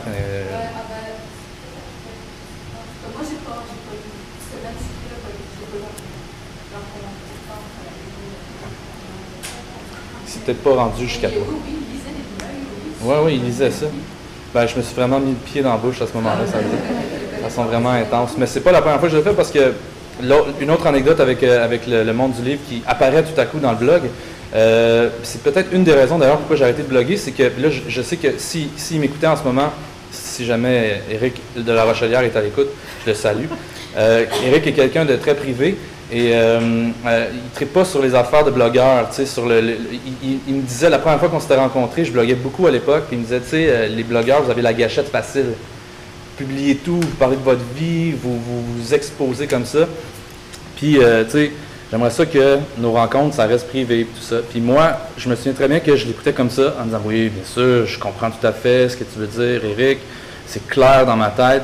La première chose que j'ai fait en avant chez moi, après avoir signé mon premier contrat d'édition, j'étais comme sur un high intense, j'ai décrit tout ce qui venait d'arriver, en ne nommant personne, évidemment, en gardant une espèce de flou artistique que moi, je considérais comme acceptable, et j'ai pesé sur « send », tu sais, comme « publier ». Puis là, en toute bonne foi, je l'ai envoyé à Éric de la Rochelière en lui disant « Regarde, Éric, est-ce que ça te va, ça? » Puis là, il m'a écrit en disant « Excuse, Daniel, c'est exactement ce que je te demandais de ne pas faire. » tu sais. Donc, je me suis mis le pied dans la bouche plus d'une fois avec le milieu de l'édition. Tout ça pour dire que, bon, je vais arrêter après ça on discutera, là, mais ce qui est intéressant dans le cas de Saint-Henri, c'est que moi, ce que ça a fait, c'est qu'automatiquement, c'est comme si le blog, ça avait été, comme je disais tout à l'heure, une planche de salut extrêmement importante, mais à partir du moment où j'ai eu un pied de l'autre côté, dans la machine éditoriale, je n'avais absolument plus le temps, l'énergie ou même l'intérêt pour continuer à écrire sur Internet, parce que toute mon énergie, tout à coup, était concentrée à écrire des choses qui allaient éventuellement servir à des projets plus gros, plus importants, ou du moins, tu sais, bon, je concentre mon énergie. Je sais qu'il y a des gens qui sont capables de faire les deux, ou qui font comme Audrey, je pense, des espèces de carnets de création parallèles. C'est un truc intéressant aussi. J'ai essayé de le faire pendant quelques semaines à quelques mois ensuite, après la publication du livre, mais pour moi, ça ne fonctionnait vraiment pas. Écoutez, voilà, je ne sais pas s'il y en a parmi vous qui bloguent en ce moment. On se dit toujours que le blog est mort. Il était mort en 2007, il est mort en 2009, il est mort en 2013, il est mort la semaine passée dans genre Châtelaine, je ne sais pas trop. Fait que, je ne sais pas s'il y en a qui bloguent encore, mais Bertrand me disait tout à l'heure que la blogosphère québécoise est tout à fait vivante et pleine d'énergie. Ben, elle se renouvelle sans cesse. C'est ça. Mais en tout cas, nous, ma génération, si on veut, quand j'étais là, entre 2009 et 2012, j'ai vraiment l'impression qu'il se passait quelque chose. C'était un univers absolument là, magnifique là, de se promener là-dedans, aller à la pêche au lecteur, parce que, tu sais, dans le fond, c'est un peu l'idée d'aller convaincre les autres de venir te voir, tu sais. Donc, le blog, il fonctionne comme ça, toujours en échange, d'aller lire les autres, puis là, on fait un commentaire intéressant pour que la personne soit intéressée à ton cas, puis là, elle vient échanger sur ton blog à toi, ça crée de la conversation, puis, bon, à travers tout ça, c'est de la pratique d'écriture aussi, donc on teste des choses, on teste l'intérêt pour, voilà. Merci beaucoup. Une plateforme magnifique. Daniel? Je vous propose, pendant que vous parliez, j'ai comme noté un certain nombre de thèmes qui ont été abordés. Alors, je peux y aller soit un par un ou encore prendre les quatre d'un seul coup. Peut-être le premier, le plus général, en fait, et c'est au moment où Mathieu à la fois lisait et par la suite là, nous parlait de sa pratique d'écriture. C'est les liens, en fait, entre, d'une part, la technologie de l'écriture, la technique d'écriture et les poétiques. C'est-à-dire le fait que à partir du moment où on se met à écrire, qu'on a des projets, mais selon le type de technologie d'écriture qu'on va vouloir utiliser, que ce soit le crayon, le clavier, l'écran tactile, mais il y aura, mais en fait, je pense que ça vaut aussi et pour Daniel et pour Dominique. C'est-à-dire qu'il y a un triple choix qui se fait et qui n'est pas juste en fait celui d'une poétique.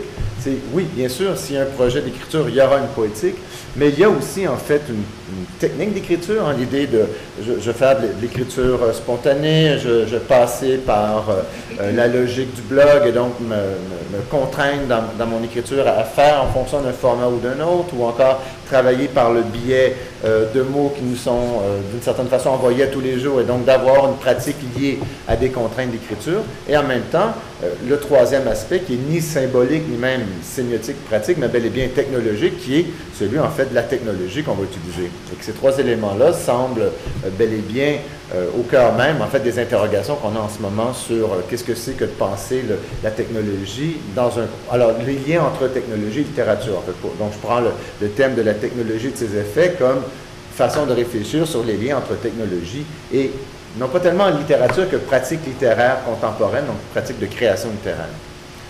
Vous voulez réagir à cela ou vous préférez que je mette les 4 thèmes à plat? Oui, vas-y. Donc, je vais mettre le deuxième, en fait, et là, ça a apparu plutôt au moment où Dominique parlait, c'est cette question de la pratique anachronique qu'est celle de faire un livre. Tu disais, qu'est-ce que je fais? Ben, à la réponse, qu'est-ce que je fais? Je fais des livres, je fais un livre. Et c'est fascinant de voir comment, en fait, maintenant, dire faire un livre, ça n'a plus la même résonance qu'auparavant. Maintenant, dire faire un livre, c'est le faire dans un imaginaire de la fin du livre. Je pense qu'on en a parlé un peu et depuis au moment même donc du texte de présentation de cet après-midi, de la table ronde de cet après-midi, il y a le fait qu'on n'arrête pas d'appeler, on n'arrête pas en fait de craindre la fin de la littérature. On est bel et bien dans un imaginaire de la fin du livre. Alors, c'était la fin de la littérature, la fin du roman, la fin des grands romanciers, la fin de la culture lettrée. Là, maintenant, c'est rendu à la fin du livre. On est rendu donc dans la énième itération de cet imaginaire de la fin. Alors, qu'est-ce que c'est que de continuer à vouloir faire un livre, faire des livres, dans un contexte marqué par un imaginaire de la fin de la pratique elle-même? Est-ce que c'est une forme de résistance? Est-ce que c'est une forme d'opposition? Comment est-ce qu'on comprend faire un livre au lieu d'être une simple... Oui, c'est une réponse facile à une question complexe et qui pourrait demander... Enfin, une question simple, mais dont la réponse est extraordinairement complexe. C'est vrai que c'est une façon simple de répondre, mais en même temps, ce terme-là, cette expression-là, ce verbe-là, ce syntagme-là vient se poser en fait au cœur d'un imaginaire qui n'est plus vraiment stable, celui de la littérature. L'autre élément, et là en fait c'est au moment où là Daniel parlait, et qui était tout à fait en relation avec ce que Mathieu disait, ou alors non pas tellement à ce que Mathieu disait, mais la façon dont Mathieu le disait, et c'est le lien entre technologie d'écriture et oralité. Je pense à la fois les extraits qui ont été lus, et très bien lus, de Daniel, où il y avait vraiment des manifestations très fortes de marqueurs de l'oralité. Même chose chez Mathieu, beaucoup d'oralité. Donc, c'est quoi le lien entre les diverses technologies d'écriture choisies et cette volonté de remettre ça de remettre l'oralité là-dedans? Pourquoi remettre l'oralité dans ça? Puisqu'on est totalement dans une pratique d'écriture extraordinairement, on pourrait le dire, extraordinairement muette. Parce que là, c'est un clavier ou c'est... On n'est pas en train de parler à quelqu'un, on est en train, en fait, de faire acte d'écriture. Donc, quel rôle peut jouer l'oralité dans cette question-là? Et peut-être la dernière question, et là, c'est plutôt à la toute fin, là, ça a apparu, en fait, la question pour moi a surgi quand Daniel parlait encore, mais c'est presque la question des clans, hein, et même de la guerre des clans. Tu as dit, je suis passé de l'autre côté. OK, donc il y a 2 clans. Il y a le clan qui est le clan des pro-technologies. Hein, je faisais un blog, et là, je suis passé à l'autre clan, donc le clan des anti-technologies. Non, c'est pas ça. Non, mais c'est le clan de la littérature institutionnelle. OK. Oui, c'est l'idée de comment ça se fait que, à partir du moment où tu publies un livre, même si, comme moi par exemple, j'ai pas un rapport romantique avec l'objet ou avec l'objet livre en tant que tel. À partir du moment où on passe du côté de l'institution, ces pratiques-là deviennent comme délégitimées jusqu'à un certain point. C'est dire à quel point on met encore beaucoup de poids sur l'importance de l'édition, l'importance des grands acteurs du milieu, etc. Donc il y a une espèce de... C'est une légitimité qui n'est pas du tout disparue, malgré une certaine forme de discours de gens qui sont très enthousiastes justement avec la technologie. C'est-à-dire qu'il y a beaucoup de gens qui peuvent, à la limite, je te dirais, faire comme si ils s'en foutaient de publier un livre, alors que c'est tout à fait faux. T'sais. Moi, je pense que ça reste très, très ancré dans notre culture. Ça rejoint aussi autre chose que vous disiez, en fait, quand vous parliez de la mort du livre. C'est un fait qu'il y a une chose que... Puis là, il ne s'agit pas de dire le livre est supérieur au blog ou le blog vaut mieux parce que ceci, cela, mais les 2 objets sont un objet puis un non-objet. Mais bref, les 2 pratiques sont différentes parce que dans l'objet livre, il y a un processus d'édition qui n'existe pas pour l'essentiel dans le blog, d'après ce que j'en comprends, qui est une écriture beaucoup plus immédiate. Puis, un livre, c'est un texte qui a été écrit presque par deux personnes. C'est un texte qui a été déjà lu. Hein. Donc, oui, il y a quelque chose de particulier avec l'objet livre, la matérialité même. Moi, contrairement à toi, j'ai une conception un peu romantique de l'affaire. J'aime ça toucher les pages, sentir l'encre, tout ça. Mais ces deux textes-là ils n'ont pas le même, je ne veux pas dire statut, mais ils n'ont pas la même, c'est pas la même chose parce qu'il y en a un qui est comme le fruit d'un dialogue qui, par rapport auquel l'auteur lui-même a déjà une certaine distance, il y a quelque chose dans ce travail-là avec le premier lecteur, puis les premiers lecteurs, puis dans le fait de faire un objet qui est là un peu pour durer, même si on sait que les livres ont une durée de vie d'à peu près 6 mois, quand on publie un livre, on a l'impression qu'on grave dans la pierre. Puis quand on écrit un courriel ou qu'on écrit une entrée blog, je pense que c'est pas pareil. Ben, l'idée, c'est... Moi, je connaissais pas beaucoup de blogueurs, par exemple, à l'époque, qui écrivaient des blogs pour écrire des blogs. Tu comprends? C'est-à-dire qu'on écrit des blogs pas par choix délibéré, c'est-à-dire que ça devient comme une espèce de dernier recours à l'écriture. Mais est-ce que c'est très rare les gens qui ont une vraie pratique blogueur? C'est un premier recours? Parce que la façon dont tu en parles, c'est comme si le blog était en fait un dernier recours. Or, souvent, ce qu'on voit, c'est que le blog, c'est le premier recours. C'est-à-dire que c'est le premier lieu de publication, d'échange. C'est clair que la relation entre l'éditeur et l'auteur, compte tenu du fait que ce qui en bout de ligne en sera la conclusion, c'est le livre, semble tout à fait très dynamique et semble bel et bien et tout à fait encadré. Mais en même temps, toi-même, tu disais, mais dans cette communauté de blogueurs à laquelle tu appartenais, ben, il y avait des échanges, vous vous entrelisiez, il y avait quand même là aussi un travail sur l'écriture qui se faisait peut-être pas dans la hiérarchie de l'éditeur et de l'auteur, mais bel et bien dans l'espèce d'hétérarchie qui est mise en place par ces communautés spontanées qui se déploient du fait des blogs. Oui, tout à fait. C'était juste une question générationnelle dans la mesure où moi, c'est comme je disais tout à l'heure, c'était une série d'échecs qui m'amenait à cette espèce de truc qui me sauvait la vie jusqu'à un certain point. C'est-à-dire que je n'avais plus à seulement accuser des refus d'éditeurs pour ma pratique. J'avais comme accès tout à coup à une pratique égalitaire comme ça. D'ailleurs, c'est très intéressant que tu le dises comme ça.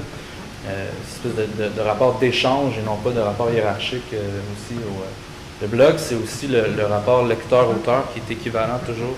Chaque lecteur est aussi un auteur, donc effectivement, j'ai changé ça. Mais je disais dernier recours dans ce sens-là. Mais c'est vrai que tu as raison.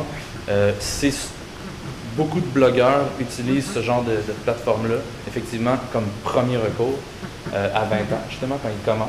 Mais moi, quand j'avais 20 ans, ça n'existait pas. Même moi, je suis comme dans l'arrière-garde des blogueurs, parce que les vrais blogueurs, eux autres, ils bloguaient sur LiveJournal en 2007-2006. C'est la première génération de blogueurs québécois. J'étais comme dans la queue de ça. Ben, en fait, dans la queue, en autant que ça se soit arrêté. Là. dans la queue de cette première génération.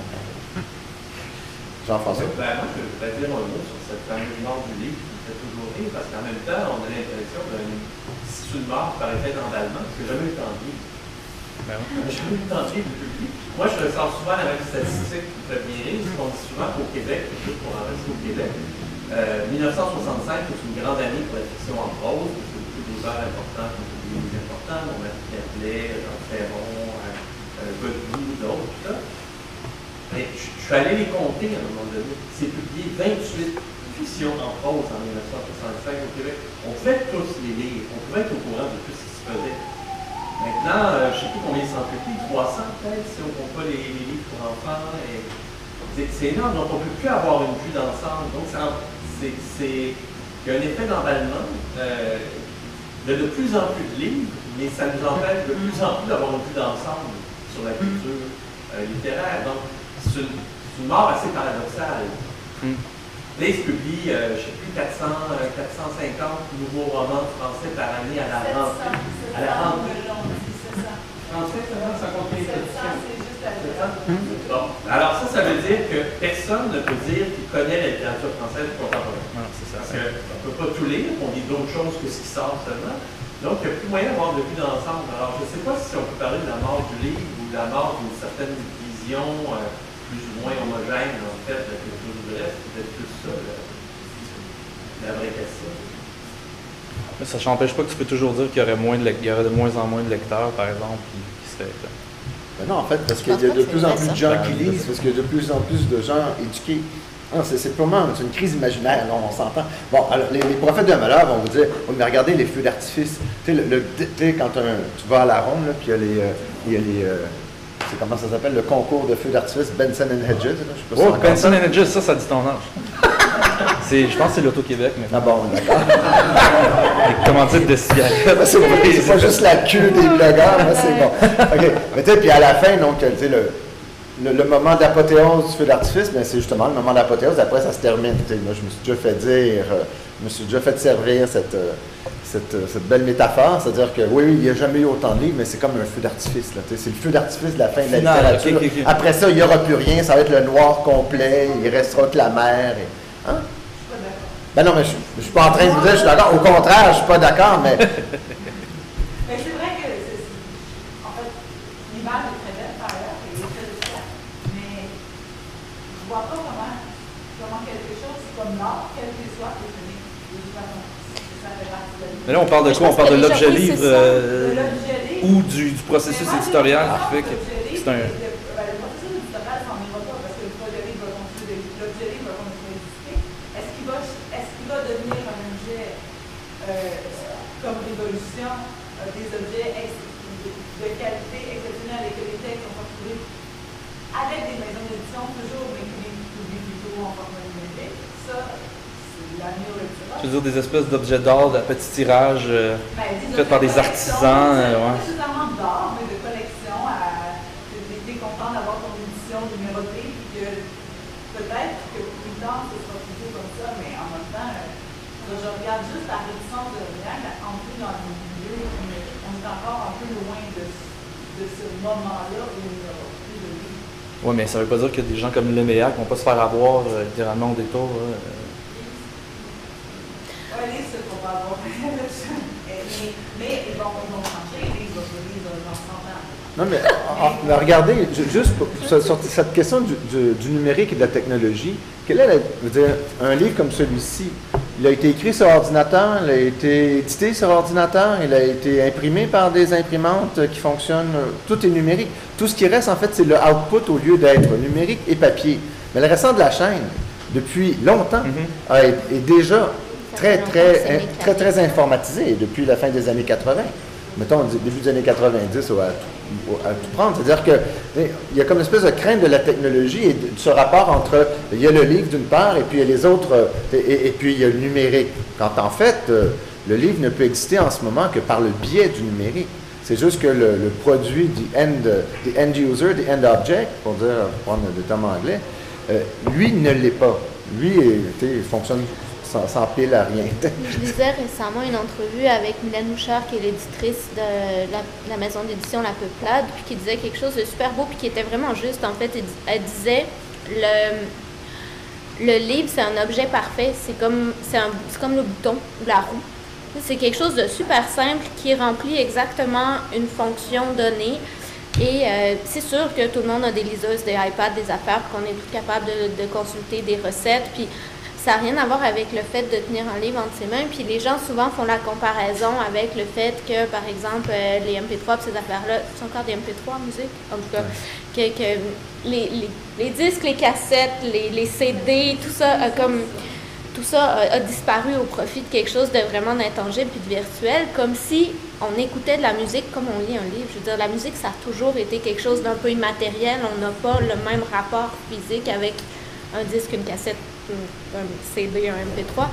Je veux dire, un livre, je pense que c'est là pour durer. Je pense que c'est une fausse... je pense que c'est un peu comme les gens qui criaient à l'an 1000, c'est la fin du monde. Là. Non, tout va bien. Là, on va encore avoir besoin de boutons. Non, mais pour le dire simplement, c'est une technologie robuste. Exactement, je suis esprit, je ne vais plus vous déranger. Juste de passage, Dieu existe, ne vous en pas. Si sauver le monde, il y a des gens. Je suis revenu. Super. Merci. Bonne conférence. Je vous aime. Et vive la grève. Un peu de grève, ça fait pas tort, une petite manifestation. Hey, des rassemblements sur la montagne, une petite d'impact, ça serait cool. On se rassemble ensemble, on pourrait inspirer le monde entier. Moi, je voudrais revenir sur ce que Jésus La parenthèse. Nous sommes toujours dans un contexte, et le contexte parfois embarque dans la conversation. Donc, on était là sur la question de ce rapport, en fait, entre technologie et littérature, et c'est clair que ce lien-là semble être tout le temps, il y a une tension, très clairement. Et en même temps, on voit très bien comment, entre les diverses pratiques artistiques et musicales, l'art ne se fait plus maintenant comme il se faisait auparavant, la musique non plus ne se produit plus, ne s'écoute plus de la même façon, pourtant, le livre, lui, continue. Parce qu'on peut quand même voir que dans les arts, en littérature, on est à la traîne de la révolution numérique. Simplement parce que nous continuons avec cette technologie qui, depuis Gutenberg, est restée quand même assez stable.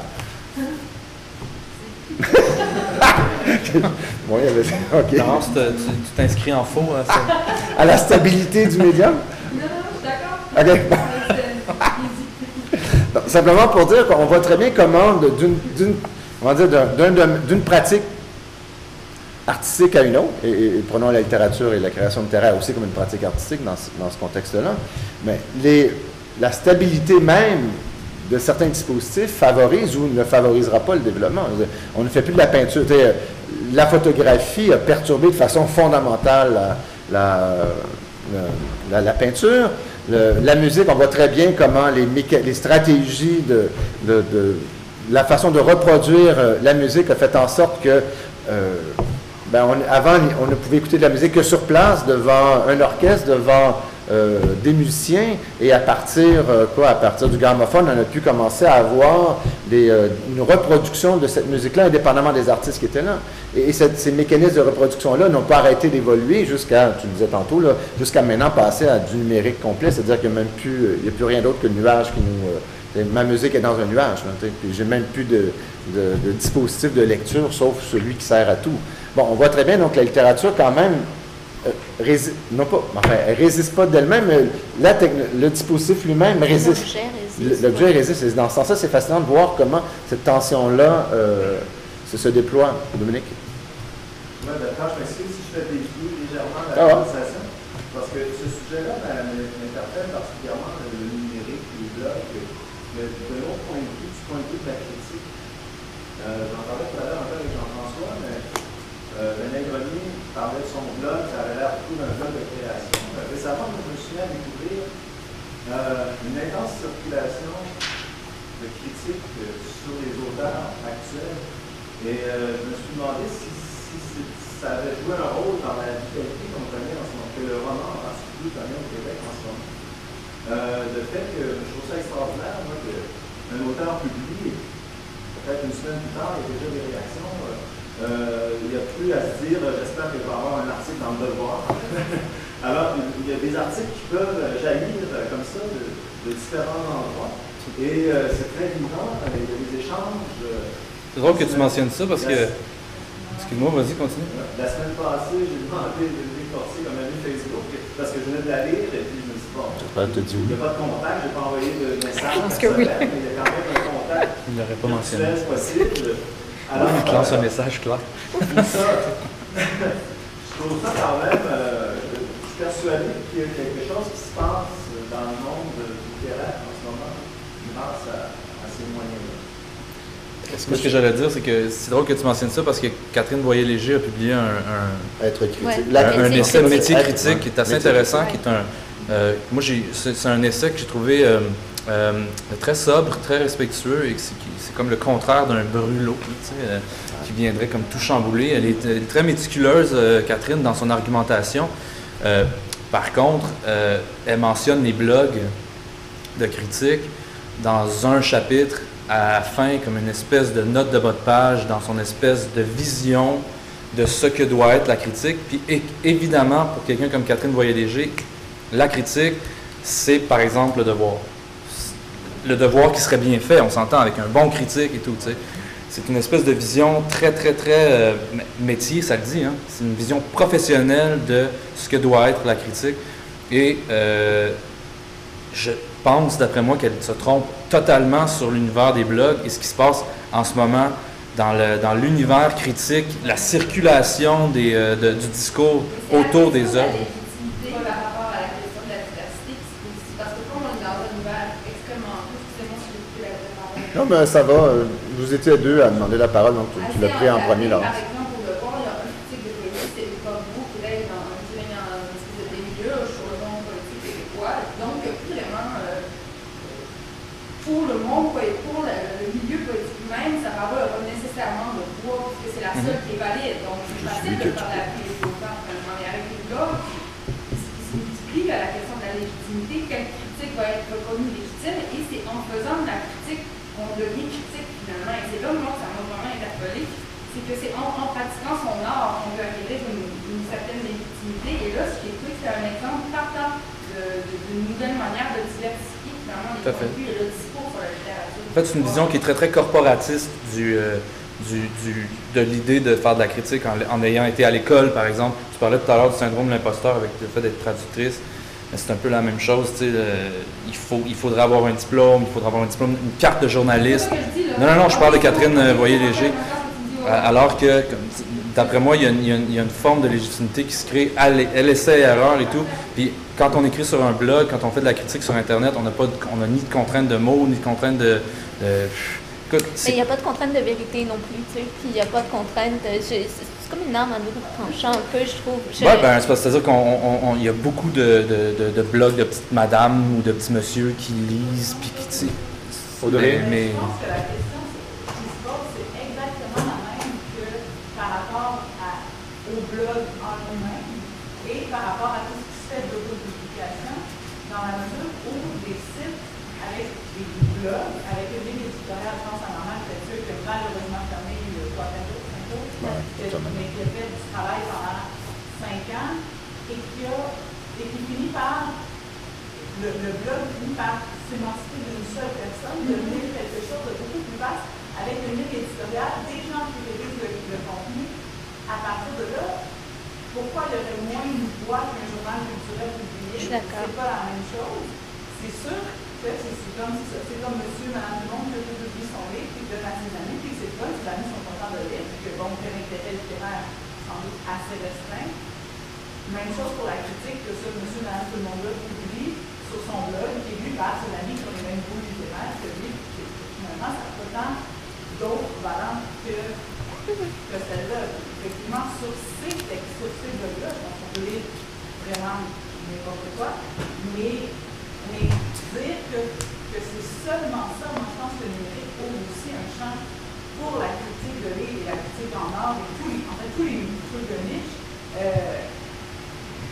énormément, offre beaucoup de possibilités à des gens qui n'avaient pas les moyens de publier des livres. Je pense que la grande découverte de notre époque, c'est peut-être qu'on avait cru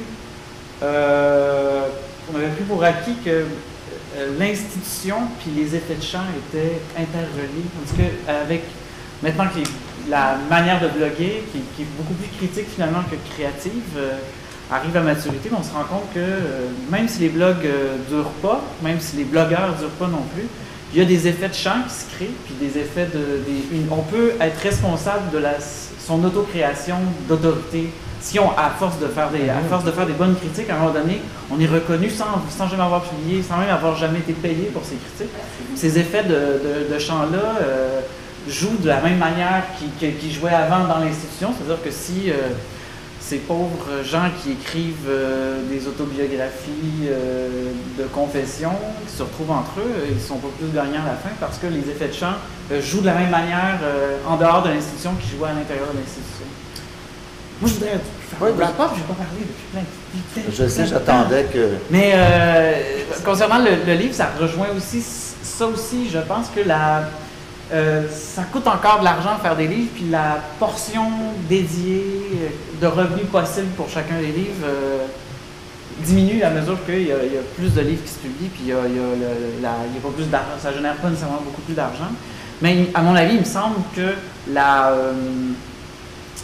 le livre est devenu plutôt une espèce d'événement dans la vie d'un auteur, mais on ne peut plus seulement écrire des livres si on écrit un livre à chaque année, on peut pas s'imaginer qu'à chaque année, on va avoir le même espace médiatique et qu'on va vendre autant de livres. Puis de la même manière, il a fallu trouver à un moment donné, il faut trouver qu'est-ce que tu peux faire entre 2 livres. Si ça prend, comme dans mon cas, ça prend 4, 5, 6 ans que je sorte 2 livres. Moi, je me suis rendu compte, comme tu disais tout à l'heure, l'oralité a pris une place plus importante parce que des soirées de lecture publique, des micros ouverts, il y en a constamment. Et puis, bloguer, c'était la même chose. Je me suis mis à bloguer après la sortie d'album de finissant parce que je voyais bien que j'avais fait 2-3 bibliothèques, puis j'avais l'espoir d'avoir une bourse d'écriture, mais entre le moment où j'avais publié ce livre-là, puis le moment où j'allais publier autre chose, rien ne m'empêchait de m'ouvrir un blog, de continuer à travailler, puis à rester visible comme ça.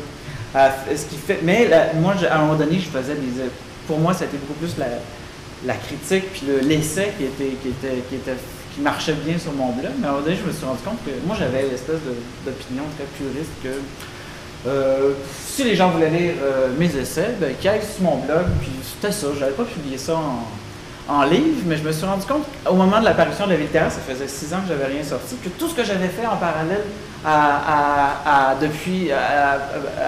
à écrire ça depuis mon dernier livre, tout ça apparaissait d'un coup comme La Vie littéraire, a marqué l'apparition de ma boutique de t-shirts, a marqué l'apparition de l'Académie de la vie littéraire. Tout ça, ça s'est comme cristallisé dans l'espèce de la sortie de la vie littéraire. C'était l'occasion de parler de tout ce que l'auteur avait fait depuis 6 ans.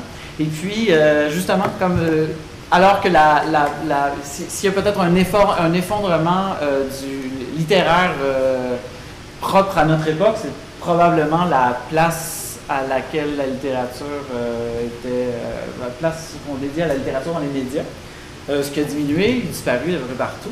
Mais le livre est encore un moment important, mais cette disparition-là du réseau commercial, médias de masse, a peut-être été remplacée avec des nouvelles potentialités par l'apparition de communautés, soit communauté de blogueurs, soit communauté de micro-ouverts, d'oralité, de petits festivals comme le Off de poésie. Ça a été super structurant pour la poésie contemporaine, comme les blogs à plusieurs époques ont créé des espèces de cohortes, des mini-communautés. Et puis, je pense que le livre reste important, mais c'est un moment important dans la vie d'un auteur, mais je pense pas que c'est le seul moment. Puis à l'inverse, si on est seulement blogueur et on sort jamais de livre, il y a quelque chose de non résolu comme dans la communauté qui fait que... C'est dans ce sens-là que je trouvais que l'idée d'être de l'autre côté, maintenant on n'est plus d'un côté ou de l'autre, maintenant on doit être dans les deux côtés, parce que moi je pense que je suis tout à fait d'accord avec ce que tu dis, c'est-à-dire qu'entre 2 livres, entre 2 parutions officielles, il y a tout cet espace encore à meubler, on le meuble comment?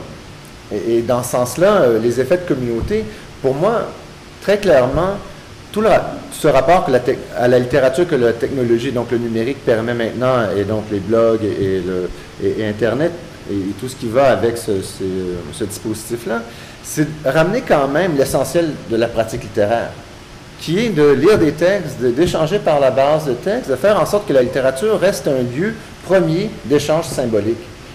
Et ça, c'est pas... L'institution ne nous donne pas nécessairement ça. L'institution n'est pas garante du pouvoir symbolique de la littérature. C'est les communautés, c'est les lecteurs et c'est les rapports entre les auteurs et les lecteurs qui rendent ça efficace. L'institution permet qu'il y ait une pérennité à toute cette activité. Il fera en sorte que, dans 100 ans, on saura ce qu'on a fait 100 ans plus tôt parce qu'il y a une certaine pérennité, et il y a une critique, il y a une institution, il y a une mémoire qui s'est établie. Mais la littérature n'est pas que mémoire. La littérature est aussi culture vivante, culture qui se réalise au moment même ou au moment présent. Et dans ce sens-là, pour moi, la technologie a permis de rebrasser un peu ces cartes-là en disant, oui, il y a l'institution littéraire, oui, il y a les éditeurs, oui, il y a ce que nous connaissons, mais en même temps, à côté, il y a ce réseau-là qui existe, qui fait en sorte que les futurs auteurs viennent de là, les futurs lecteurs sont déjà là, et qu'il y a un grand brassage qui se fait. Et qui fait en sorte que, en effet, on continue à avoir une pertinence à un contenu littéraire, on continue à avoir... On peut imaginer que la littérature va continuer à être une activité symbolique extraordinairement dynamique parce qu'il n'y a pas que ces institutions se livrent en train de... Il n'y a pas que l'institution littéraire, il y a aussi à côté, en fait, des véritables communautés. Puis sont des chanceux parce que écrire un texte qui coûte moins cher que ça. Puis le web s'est organisé de manière à ce que les textes circulent facilement. Si on était des gens d'un panel d'opéra, on serait beaucoup plus pessimiste aujourd'hui parce qu'un opéra, ça coûte des millions peut-être. Je pense que Bertrand a nommé la chose. Moi, j'ai lancé le mot critique tout à l'heure. En fait, j'avais plutôt en tête une communauté de lecteurs. Et le fait ici qu'il y ait des échanges comme ça sur les textes qui viennent de paraître. Et non seulement une communauté de lecteurs, mais aussi la possibilité aussi de s'adresser aux auteurs même, un échange entre auteurs et ses lecteurs, qui est facilité par tous ces moyens. Ouais. Et en fait, toi, tu parlais tantôt, tu disais, bon, pour toi, le blog, c'était un dernier recours, mais qu'il y a d'autres types de pratiques qui lient littérature et blog. C'est-à-dire, il y en a pour qui, oui, alors non seulement ils ont un projet de livre, mais à côté, ils ont aussi un complément au livre, un carnet de création ou des documents afférents à la pratique, au livre qui vient de paraître, auquel cas, on a le droit, non pas à la notion traditionnelle du paratexte, à savoir ce qui entoure l'œuvre, mais qui est lié essentiellement au livre, mais ce qui, bien sûr, se développe et accompagne l'œuvre. Tu es intéressé par un auteur, tu te rends compte que l'auteur a un espace de diffusion web, tu te rends et tu finis par en apprendre un peu plus, tu peux avoir des réponses à des questions que tu te poses. Dans ce sens-là, la pratique du blog ou la présence sur Internet n'est pas simplement un atelier d'écriture, mais bel et bien aussi un espace concomitant, un espace lié à la pratique littéraire. Et dans ce sens-là, il est tout à fait son complément. Mais le blog, c'est aussi un endroit étrange d'exhibitionnisme aussi, il ne faut jamais l'oublier. C'est-à-dire que Perrine, par exemple, quand elle décrit sa façon de travailler sur ses romans, elle va parler de ses carnets de notes, d'accumuler du matériel. Je ne sais pas si tu as le réflexe d'en faire un blog. Ben oui, voilà, c'est ça. Donc c'est ça qui est particulier, c'est qu'il ne faut jamais oublier que c'est un endroit où on se met en scène, on veut être vu, on veut être lu. Moi, j'ai créé un blog pendant ma thèse. C'était très pratique comme plateforme, pure plateforme, c'est-à-dire que je mettais sur le blog les citations à mesure que je les lisais dans les livres que j'avais à lire pour ma thèse. Et il existe encore, je l'utilise des fois quand j'ai une bonne citation. C'est mon blog de citations. Ce blog-là est fréquenté par une personne qui tombe là par hasard, par millénaire. Là, tu sais, c'est tout à fait, c'est un manque d'intérêt total. Mais les carnets de création, là encore une fois, c'est spécial parce que si tu les mets sur Internet, tu es déjà en représentation, tu es déjà en besoin d'aller chercher l'autre, le lecteur, et non pas en train de travailler ta matière en secret à la limite. Tu es en train de me dire que toi, par exemple, parce que maintenant tu ne t'exhites plus, que tu n'es pas sur Facebook, que tu n'es pas en train de donner des petits fragments de ton quotidien facebookien? Donc, tu sais, l'idée de l'exhibitionnisme, que le blog serait le lieu de l'exhibition, quand en fait l'écrivain, lui, ne serait pas dans le lieu de l'exhibition avec un grand E. Ce que je veux dire, c'est que, par exemple, moi, ce que je voulais dire quand je dis que j'arrête de bloguer, c'est-à-dire qu'il y a une espèce de moment charnière à partir du moment où je savais que j'allais probablement pouvoir publier mon prochain livre, même avant de l'avoir écrit, parce que j'avais une belle relation avec un éditeur qui me faisait confiance. Tous mes efforts ensuite sont consacrés, tous mes efforts de création sont consacrés à écrire, à composer ce prochain livre. Mathieu, si tu continues Doctoral Go, par exemple, c'est pas en shootant des moments de la vie littéraire, c'est en faisant d'autres choses à côté, tu sais. Ben oui, en faisant une sorte d'autre, une excroissance critique, justement, une réflexion intellectuelle qui est totalement à l'écart de ta création. Parce que... Très peu exhibitionniste. Mais c'est ça. C'est peu exhibitionniste? Ben oui. Je pense pas que ce soit excuse-moi. Que ce soit le blog en tant que tel qui soit un médium exhibitionniste, mais je pense que c'est la vie numérique virtuelle au complet là, qui impose cette espèce de mise en scène de soi-même-là, y compris Facebook, Twitter et compagnie. Non, mais je ne voulais pas dire que le blog était l'endroit d'exhibition. Je veux dire que le blog en tant que tel, on est déjà, on n'est pas dans un journal intime. Non, je suis d'accord. Si tu écris tes affaires pour toi, c'est déjà destiné à quelqu'un d'autre. Puis comme auteur, moi, je revendique aussi le droit de se garder une petite gêne. Là. Moi, j'aime ça, en lire des carnets de création qui soient publiés ou qui soient sur Internet. Ceux d'Audrey, je les trouve fascinants, entre autres, parce qu'il y a des dessins, tout ça. Moi, comme Perrine, jamais, là, je ne me prendrai pas à faire ça. Là. le texte à venir, le texte passé, mes manuscrits, c'est à moi, ça me tente pas. Tu sais, même les recherches, tout ça, puis je fais un usage de Facebook qui est un peu comme ça. Puis je trouve que c'est beaucoup, ce qu'on demande aux gens qui écrivent a beaucoup changé ces dernières années. Moi, je me rappelle, la Gazette m'avait approché pour un hommage à Mordecai Richler il y a une couple d'années, puis il m'avait demandé de faire un petit texte que je venais de traduire de ses textes, puis ça m'a fait plaisir de le faire vraiment. J'avais écrit une page en anglais, ça avait été dur pour moi. Je l'avais fait réviser tout ça, puis j'étais contente de leur envoyer mon texte. Puis là, il m'avait dit super, le journaliste m'avait rappelé, puis il m'avait dit le tournage, on va se rencontrer à tel endroit. Puis là, j'avais dit excuse-moi. Il a dit oui, ça prend une vidéo qui va venir avec. Puis personne m'en avait parlé. Il dit si tu veux pas qu'on fasse la vidéo, on publiera pas ton texte dans la version papier. Ça prend aussi ta face comme en train de dire ceci, cela. Puis j'avais trouvé ça vraiment symptomatique de ce qui arrive. J'avais fini par dire oui, je suis toujours pas sûre que c'est une bonne idée. Mais je me disais, ils m'ont approché parce que j'ai écrit des livres, dans ce cas-là, parce que j'en ai traduit. Pourquoi est-ce que tout à coup, il faut que j'accepte, en plus de donner, comme dans ce cas-là, mon image, là, aujourd'hui, on est filmé, c'est la même chose un peu, tu sais. C'est correct pour les gens qui sont confortables avec ça, ça peut faire un complément important, ça peut même probablement faire une œuvre en soi, mais le fait que ce soit devenu comme un automatisme, il y a comme un problème, je pense. De tout faire en même temps. Il y a aussi des contraintes purement pragmatiques. Par exemple, quand moi, mon manuscrit a été accepté,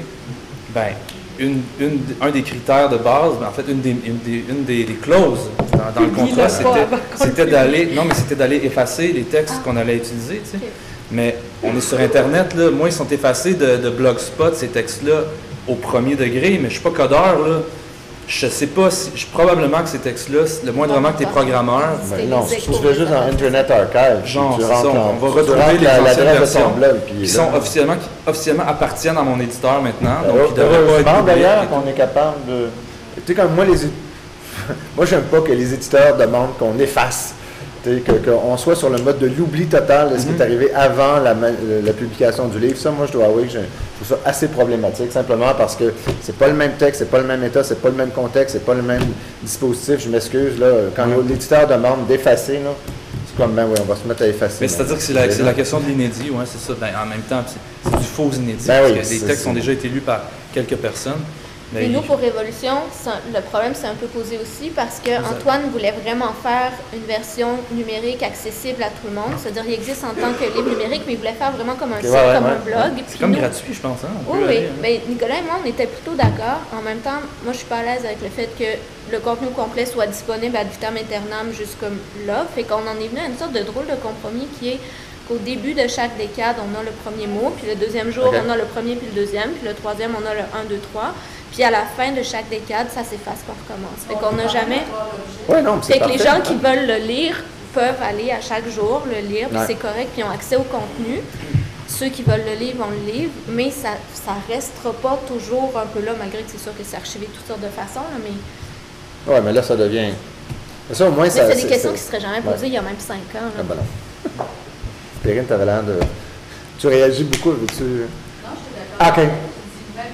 Non, ce que je veux dire, c'est. C'est pas la signification de tout, mais on a quand même envie d'avoir un livre parce qu'Antoine Tanguay, le ministère extraordinaire, fait un travail.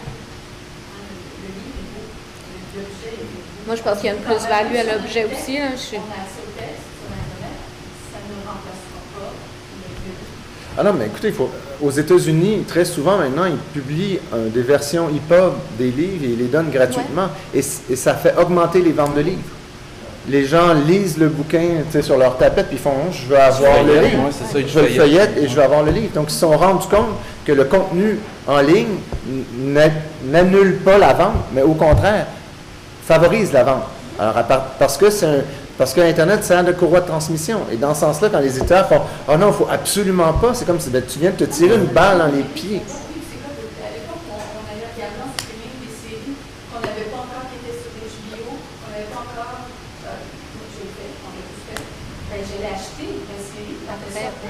Oui, c'est ça en plus. Ouais. J'avais vu la série Girls, j'avais vu en streaming sur Internet, j'avais acheté le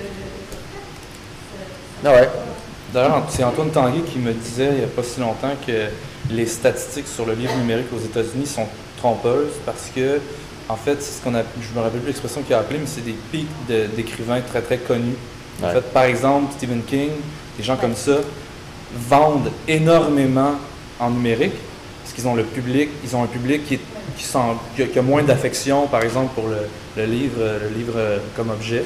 Donc, ces gens-là font piquer les statistiques et donnent l'impression qu'il y a une progression en ce moment, alors que c'est pas tout à fait vrai.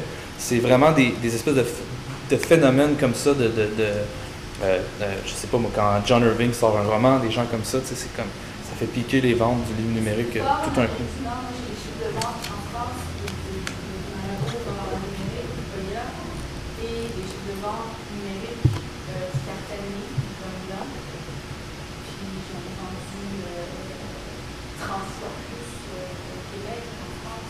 L'infrastructure est très bonne en ce moment au Québec, d'ailleurs. Il y a ça, et ouais. Cartani va faire un prix quand même en numérique qui était Non, non. moitié du prix. Lui, il a compris quand même.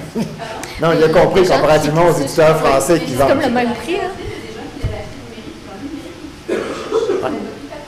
Je pensais qu'il te demandait de signer leur iPad. Ah oui, bravo.